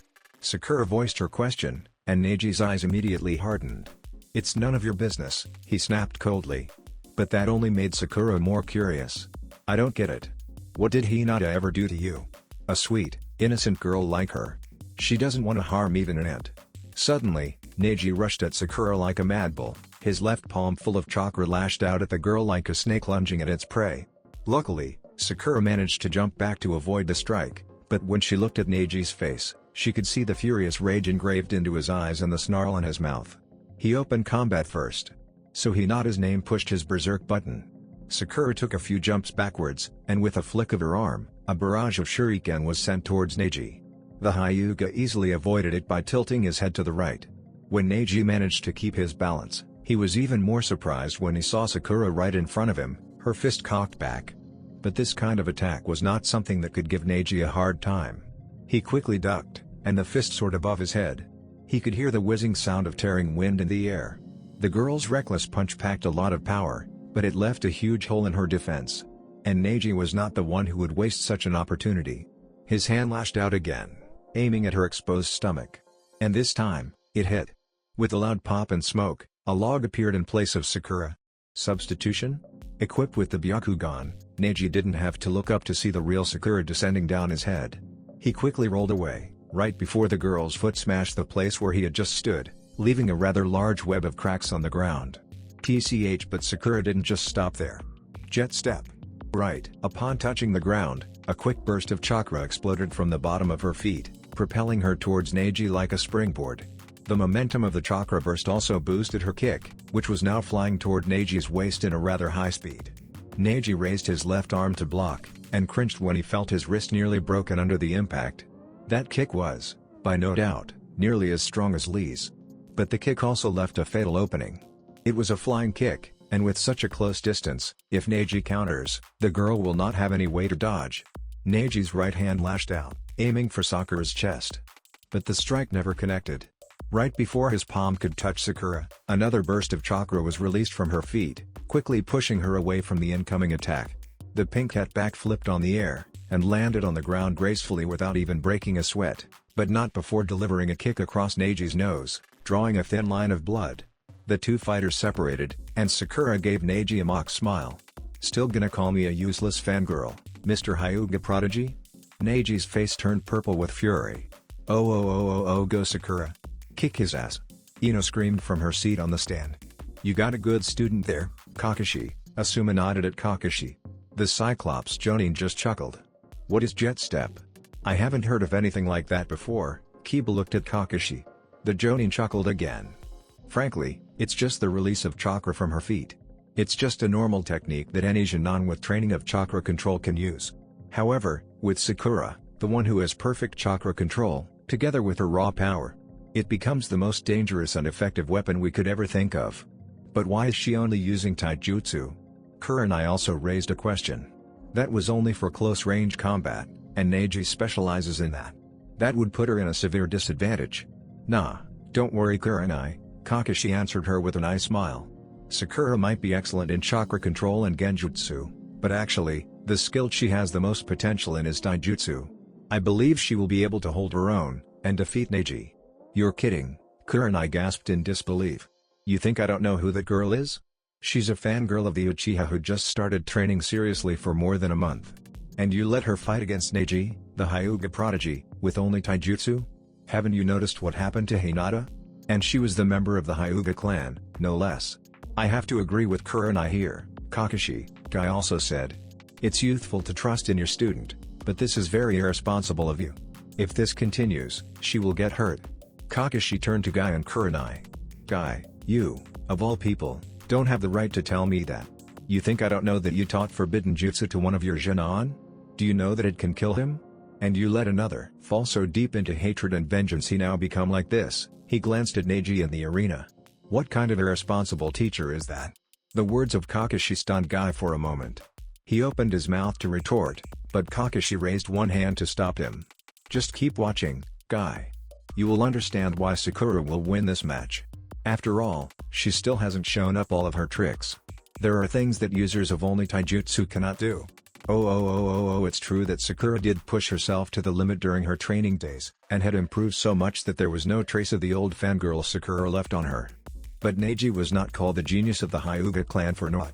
Sakura's attacks, while deadly, were not unpredictable. As a specialist in taijutsu, he got himself familiar with most of Sakura's attack pattern after trading only a few blows, and soon, he was finally able to push the girl back. It was a miracle Sakura didn't let him land any decisive blow on her body. A quick push from Neji made Sakura jump back a few steps. She crouched back into her stance, breathing heavily. Have you realized the difference between our strength? From the middle of the arena, the voice of Neji rose again. You are just trying in vain. No matter how hard you try, you can never defeat me. Trying to change yourself through hard work is just an illusion. The pink cat grimaced. It's true. Even with all those blows, I couldn't even land a clean hit on him. He's just too strong. Do I have any hope? Then she shook her head. This is not the time for thinking about that. I'm here to win, and I've prepared so much for this. There is no time for hesitation. It's time for her to change tactic. If power isn't effective, speed will be the next thing to try. Jet step. Neji's eyes narrowed. What is she going to do? Second shift. The ground under Sakura's feet exploded, and the girl flew towards Neji with the speed of a rocket. If jet step first shift is the quick, constant release of chakra to make Sakura's movement faster and more flexible, the second shift is a powerful concentrated burst of chakra, released in an instant, to make her body a bullet shot from a gun. Humans' eyes, Kake Genkai or not, might be able to see the way a bullet flies at them. But evading it is a completely different matter. The Hyuga's eyes could see the movement, but his body couldn't follow it fast enough. Only through sheer luck and reflex did he manage to avoid the fist of the girl from caving his face in. But it still grazed across the side of his face, and ripped his Hittite off his head. The headband fell to the ground with a loud clang. Sakura turned, and with another explosion of chakra, flew at Neji again, her fist launching another punch. And this time, it met the target. Or more exactly, it should have. There was a layer of chakra surrounding Neji's body. Her punch, although enhanced with the boost of speed, couldn't get through it. And rotation. Sakura was thrown away violently when the dome of chakra erupted from the Hyuga's body. She fell mercilessly on the ground with a loud thud, and winced when feeling the bone in her left arm cracked slightly by the impact. On the stand, Hiyashi Hyuga's eyes narrowed. Rotation. How can it be? It's the special technique only passed down to the heirs of the clan. Did he master it on his own? What? What is that? Sakura breathed out, and Neji smirked. This is the Hyuga clan's absolute defense, revolving heaven. You cannot. I'm not asking about that. I'm asking about that. Her finger was pointing at Neji's forehead, where the symbol of the caged bird seal lay. Neji's eyes hardened. So you saw this? If you really want to know, this is the symbol of the Hyuga clan's curse of hatred, a mark showing the fate of the branch house members. And this, his voice suddenly turned to a snarl, is the reason why my father was killed, by the main family. The branch house has the fate of becoming the ones who protect members of the main house, And that destiny was marked with this caged bird seal. When I was 4, I was turned into the bird in the cage through this curse. They're not simply for decoration, they are also the tool of the main house to seal the Byakugan off when we die, and to keep us in place like dog leashes. The Hyuga's hands curled into fists. One night, Hinata-sama was kidnapped by someone. Of course, Hiyashi-sama noticed it right away, and killed the kidnapper with a blow to his heart. Do you know who he was? He was the ambassador of Kumagakour, who was in Konoha that day to sign an alliance with the village. A murmur spread through the audience. Because of that, Kumo and Konoha nearly got into a war, Neji spat out with a hateful glare. But then, Konoha got an excellent idea to prevent that from happening, offering the body of a Hyuga with the Byakugan as peace treaty. And whose body it was? Of course it was my father's. He was killed by the main house to replace Hiyashi-sama, who is too precious for them to lose. This time, a loud gasp echoed through the stadium. There were people who knew about the Hyuga clan affair before, but hearing it out from a member of the clan made it sound 10 times worse. Some eyes glanced at Hiyashi, who was now trying his best not to bury his face in his hands. Is it true, sensei? Ino looked at Guy. Is it true that Hinata's dad killed Neji's dad? I don't know, the taijutsu master shook his head. I have asked Neji about this before, but he didn't answer. I don't even know what he's just said was true or not. The Hyuga clan likes to keep their secrets for themselves, so that's it, Sakura murmured. She had arrived here, with the only intention to defeat the Hyuga jerk at first, but she didn't expect that there was such a long history behind the boy. That's the reason why you're so hostile against Hinata. You think that she was the reason behind your father's death. Finally realized it, eh? Neji smirked. Then you should have understood that no matter how hard you try, you will never escape fate. Just like my father and I being pushed into the branch house. Everything is always for the sake of the main house. Never were members of the branch house deserved any respect. Is it the truth, or is it what you thought? Neji surely didn't expect such a question. What? I am asking you if that is really the truth or just what you imagined by yourself, Sakura repeated calmly. Her face, surprisingly, was full of disgust, disappointment, and even pity. It is true that your father was dead, but what does it have to do with Hinata? She was just a 3-year-old child at that time. And you have been trying to kill her, because she couldn't do anything to fight back against a Jonin-level ninja at least. I am not the best at those tragedy stories, but even I can see that you are just trying to find someone to blame for your father's death. You. Neji snarled angrily, but Sakura didn't let him finish his sentence. I'm disgusted of the name prodigy people give you. I understand you're hurt because of your father's demise, but it's wrong to think destiny is all decided because of that. And you also have no right to force other people to believe in the fate you decide for them. Neji's Byakugan gleamed dangerously. Then, with a very quick movement, he charged at Sakura. The girl couldn't react fast enough to dodge the fingers aiming at her. 8 trigrams. 2 palms, Sakura gasped when the fingers poked her at the ribs. She felt a sharp pain, like needles stabbing through her skin, and the places attacked went numb. 4 palms. 8 palms. 16 palms. 32 palms. 64 palms. On the stand, Hiyashi's eyes widened. That is the 8 trigrams 64 palms. Sakura screamed and stumbled back. Her whole body was burned with searing pain, and she couldn't feel chakra in her body anymore. This is what Hinata had to suffer.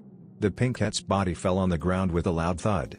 I have warned you, and you didn't listen, Neji glared coldly at the girl on the ground. A spoiled brat like you, who knows nothing about the pain of losing someone close to you, can never understand. You can never understand what it's like to be burdened with something you can never get rid of. That is something decided by destiny, and there is no way to change it. My father tried to defy his destiny once, and he was killed. That was the fate of people who tried to go against their destiny. Just like you. Then he turned to Hayate. Referee, this match is over. She cannot fight anymore. Declare the winner. Don't underestimate me. Neji glanced back, and was shocked when he saw Sakura pushing herself up from the ground. How? She shouldn't have been able to move. I may not be able to understand that pain of yours, she gasped out. But don't you dare thinking that only you have a bad past. Both of my teammates have pasts even worse than you. Both lost nearly everything precious of their lives. One of them also has to bear the greatest burden. He was the dead last of our class. The troublemaker of the village. Everyone hates him. But he has always faced them with a smile. always tried to become better. And now, he has become one of the best Shinin I've ever seen. On the contestant box, Naruto grinned, and Sasuke snorted, he is the one who gave me the reason to become a better kunoichi. So, don't you dare saying that people cannot change. Ha. Better kunoichi, you say? Neji laughed.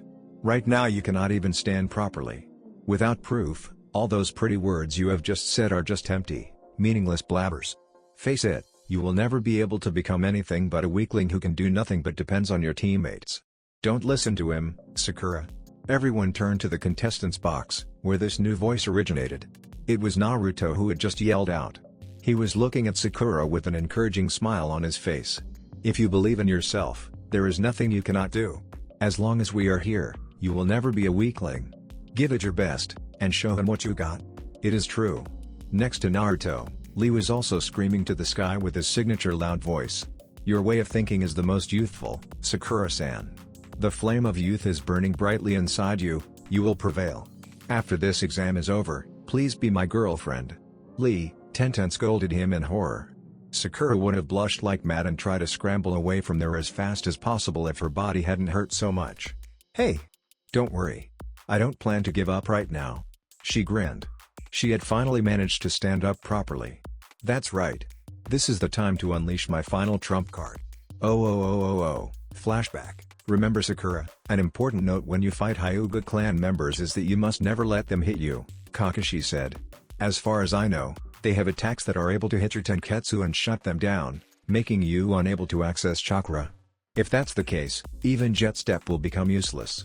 You're asking me the impossible thing, Sensei. Sakura stared at him.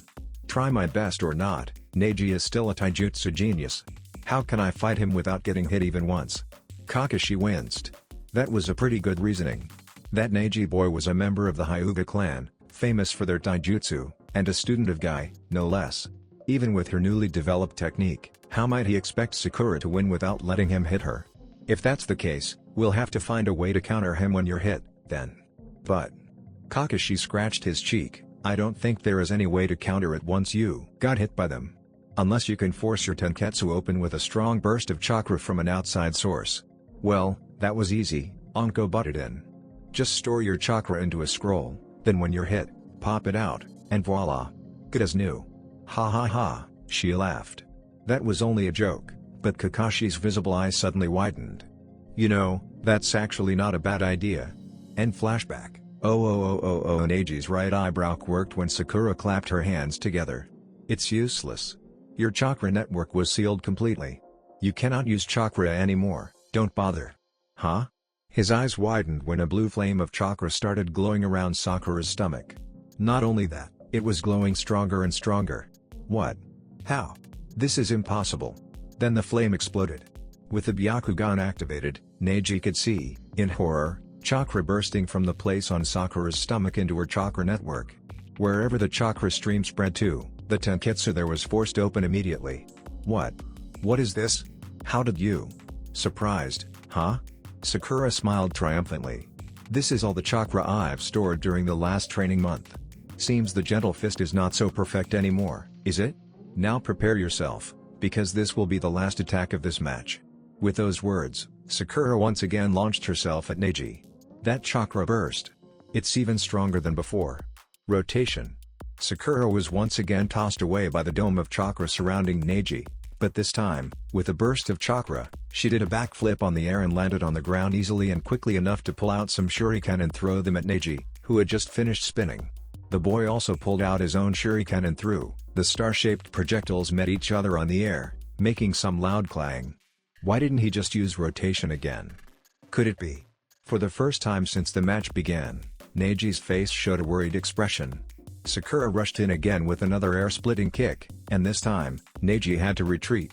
Neji Hyuga, the prodigy of the Hyuga clan, of all people, was forced to retreat in a taijutsu battle. With a normal kunoichi without any special ability, no less. But even Sakura couldn't hold it for much longer. Forceful sudden injection of such a large amount of chakra into the body of a human is dangerous. Even right now, Sakura's whole body was in throbbing pain. Yet, she was still forcing her way in valiantly, not even caring about her body. Why? Why are you trying so hard? Because Sakura punctuated every word with a punch. You look down on everyone with lower status than you. You spat on people's effort to become better, thinking it was decided by some stupid destiny and fate. And she launched an especially nasty punch to Neiji's face, forcing the Hyuga to duck and roll away. You said that I could not become anything but a weakling who needed to depend on my teammates. She bounced back, and Neiji's Byakugan widened when he realized all the remaining chakra in Sakura's body started flowing towards her feet. Not good. Rotation. Neiji's ultimate defense exploded into life once again with maximum force right before the pink bullet slammed into him with all the power she could manage. The two forces collided, and for a while, it seemed the girl had managed to pierce through. But finally, Sakura was the one who was thrown away, even more forcefully than before, by the immense force of the revolving heaven. Even in the hand of a Genin, the ultimate defensive jutsu of the Hyuga clan is still not a force that can be underestimated. It was created based on the concept of retaliation with all of its meaning. The more powerful the opponent's techniques are, the more damaging rotation becomes. And with the speed and power Sakura was exuding right now, it was no wonder why she was blown away so violently. Most people didn't even notice the senbone flying out of Sakura's sleeve towards the spinning dome. Senbone, different from kunai, is very small and slim, and thus faster and harder to be noticed from afar, as Hokage had, very clearly and painfully for her enemies, proved it. And it is even more dangerous with an exploding tag wrapping outside. The Byakugan has a vision of 360 degrees, so even when spinning, Neji could still see everything around him without getting dizzy. Therefore, it is not a big surprise to see the very same eyes widening in horror when he saw the lone senbone advancing towards him as the dome of chakra around him started reducing in size and exploded when his rotation completely dissipated. Just remember, everyone, even if you don't have stupidly humongous-tailed beast chakra or fancy exploding Klanen jutsu, you can still make some nice booms with just papers with weird symbols on them. She timed the explosion so perfectly. Right after my rotation completely finished. What is she? What happened? From the stand, Kurenai exclaimed. Where did that explosion come from? It's from Sakura, right before she crashed on the ground, Kakashi explained. They're both down, Ino said, pointing at the arena. It was true, right now both Sakura and Neji were sprawling on the ground. Who will be the winner? Then, Neji was the one who managed to push himself up first. The boy's body was full of bruises. He was breathing heavily, and his Byakugan were deactivated.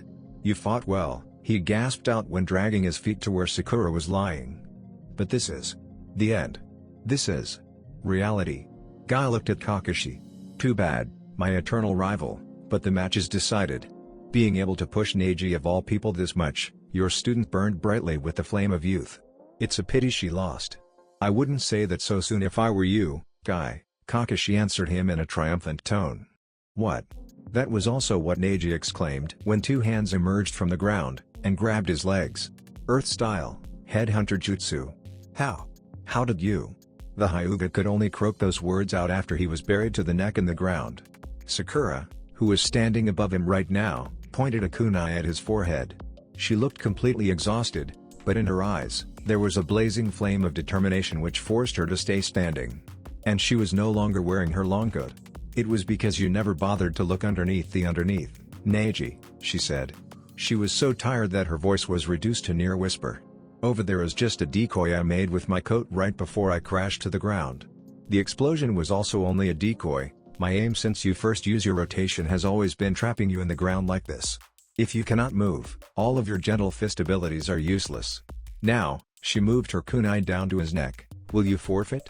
She actually managed to defy fate. Could it be? I forfeit. This was the first time everyone in the stadium heard the prodigy of the Hyuga clan utter those sad words. Silence filled the air for a few seconds. Then, Hayate's voice boomed around the stadium.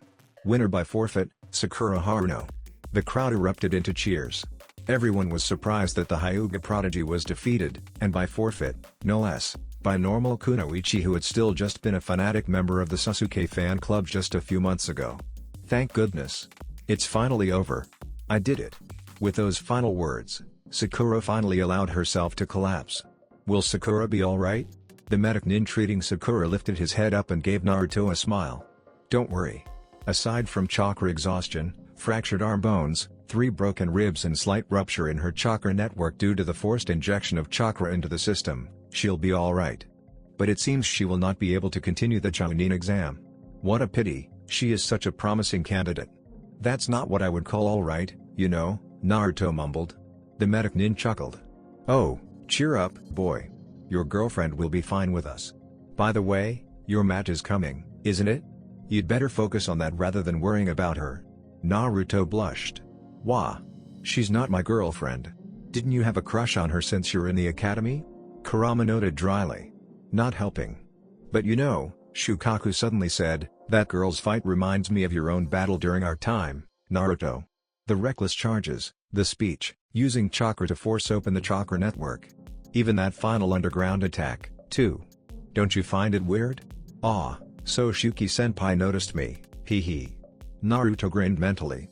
Even not being able to see, he could still feel Shukaku blushing bright red.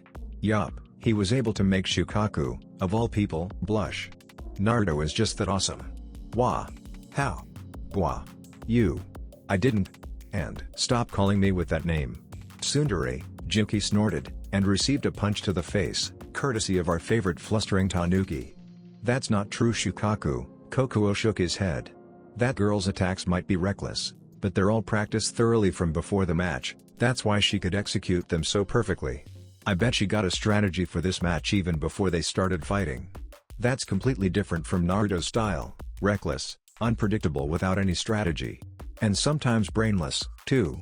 Hey look, Isabu piped in, the match of the Nara boy and the Sand girl is about to begin. Guy, can I have a moment with Neji alone? Hiyashi Hyuga stepped into the medical chamber. The taijutsu master looked at him warily for a moment, but then he nodded and walked out of the room, leaving the two Hyuga alone. What do you want? Neji sneered. Are you here to laugh at me? I am not, and you will never see me doing that, Hiyashi answered stoically. The reason I'm here is to apologize to you. Then, the proud head of the Hyuga clan did something no one could ever expect.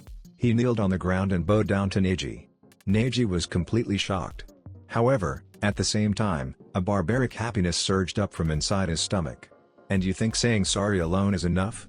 He snapped bitterly. Sorry alone won't bring my father back. Can you bring him back to me? Why should I accept your apology? Hiyashi stayed silent for a while. Then, he answered sadly. That is also what I come here for.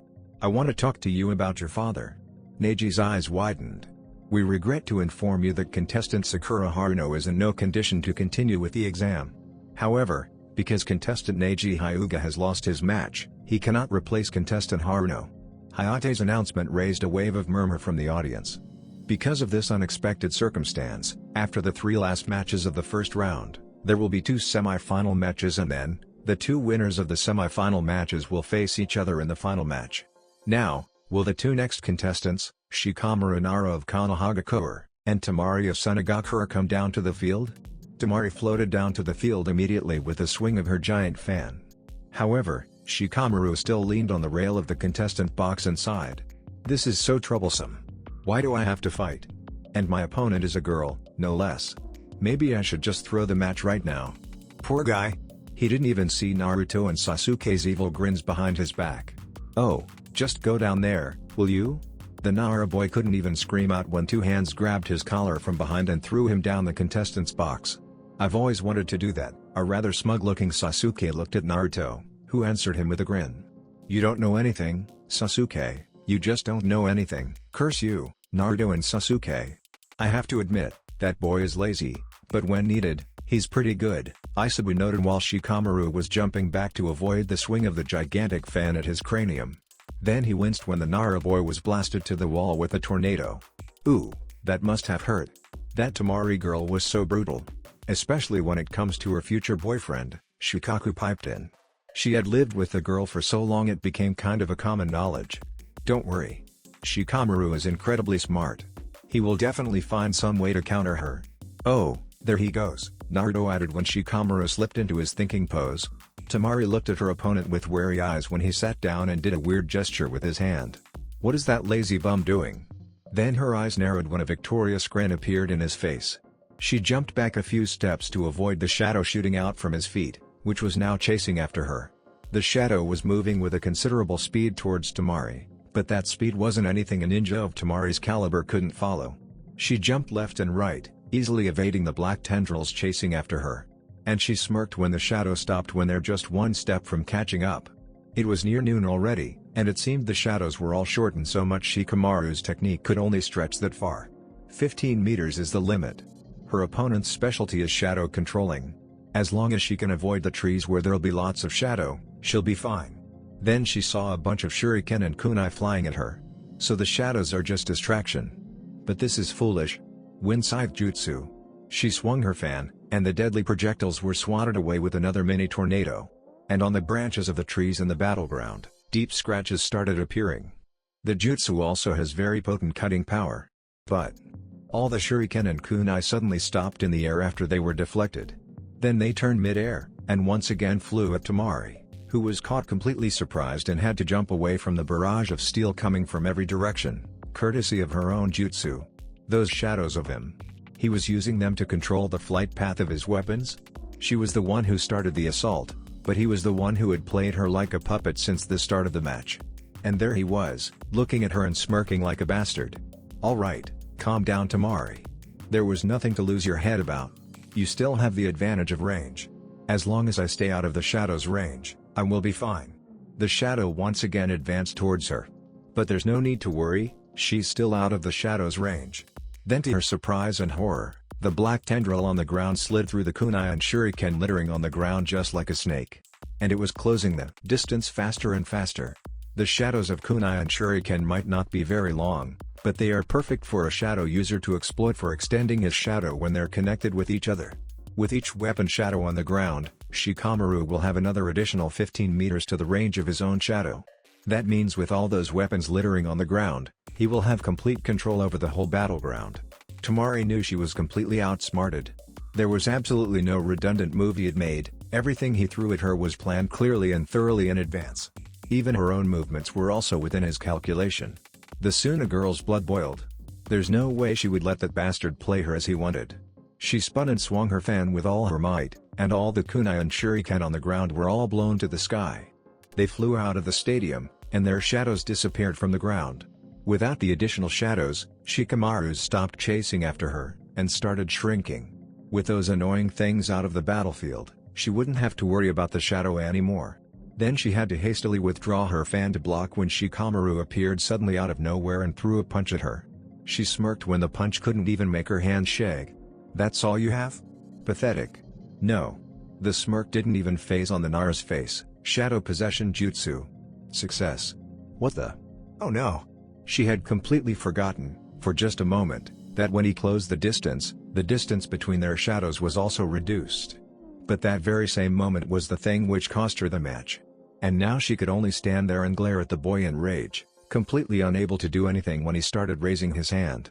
Oh well, this is such a drag. I forfeit. Yeah, talk about dramatic. This timeline had become so close to Naruto's timeline it was becoming kinda stupid.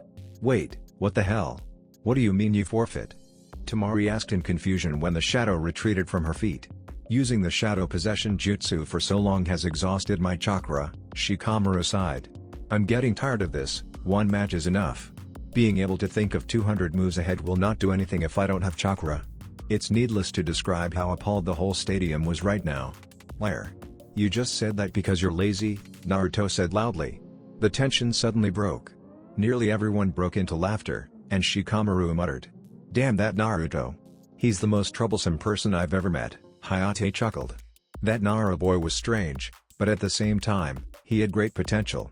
Winner by forfeit, Tamari. See? He did it. Naruto grinned. Well, I didn't say he wouldn't be able to do it, Kokuo shrugged. But still, that boy has an extraordinary mind for someone of his age. There aren't many people with that level of intelligence even in our father's time, you know. Coming from the most knowledgeable being in the world, that statement is definitely extravagant. PFFF, Goku laughed. What good is being intelligent for if you don't have the power to back it up? And that's the reason why you're just a stupid knucklehead, Mutatabi said dryly. Oi. A swirl of sand from right next to him made Naruto jump. Gaara had disappeared from the contestant box and was now standing on the battleground, even before Shikamaru and Tamari managed to leave. He was now looking at Naruto with a bloodthirsty glare. Come down here Uzumaki. It's time. Seems he's really eager to kill you now. Isabu noted. Yeah, thanks to a certain Tanuki, Naruto deadpanned mentally. Shukaku just whistled innocently. Well, there's no way to withdraw now. He took a deep breath, and, after taking a final glance at the cage booth, he jumped down to the arena. Little did he know that his match would have to be postponed for a while. I have to say, it was an interesting match. From the right of Sarutobi's seat, Mei spoke up. The old Hokage chuckled. Indeed. That boy is from the Nara clan, a family in our village which is famous for their intelligence and strategic mind. If I must say, the only weakness he has is his lazy attitude. He will become a great shinobi in the future, I dare say. That is not important right now, the Kazekage sitting on his left said. The next match is the match between our Gaara and one of your Jinan. It will be much more interesting to see the Jinchuriki of our village in action, don't you think so? Mei's eyes narrowed, but Hiruzen only laughed. You're true. That battle will be interesting. After all. The old man's voice suddenly sharpened. This is also a very flashy and easy to realize flare to signal the beginning of your invasion, am I right? What? The man wearing the Kazekage's hat had to jump out of his seat down to the arena hastily when a red and white blur appeared above his head and slammed down hard at where he had been sitting just a second ago with two Rasengan on his hands. Hokage. He snarled under the veil on his face, what is the meaning of this? I'm disappointed of you. The old Hokage also jumped down to the arena. He didn't smile anymore. Do you really think that killing a Kage, then dumping his body in the middle of a desert will allow you to replace him that easily? You have underestimated the ability of Konoha's spy network. It's time for you to remove that camouflage. He threw away the white cloak and the hat, revealing his battle gear from under. And face your punishment, Orochimaru. That's it for this video. I hope you all enjoyed the video. Don't forget to like the video, subscribe to the channel, and follow me on my other social media accounts. Anime God here, and I'm signing off.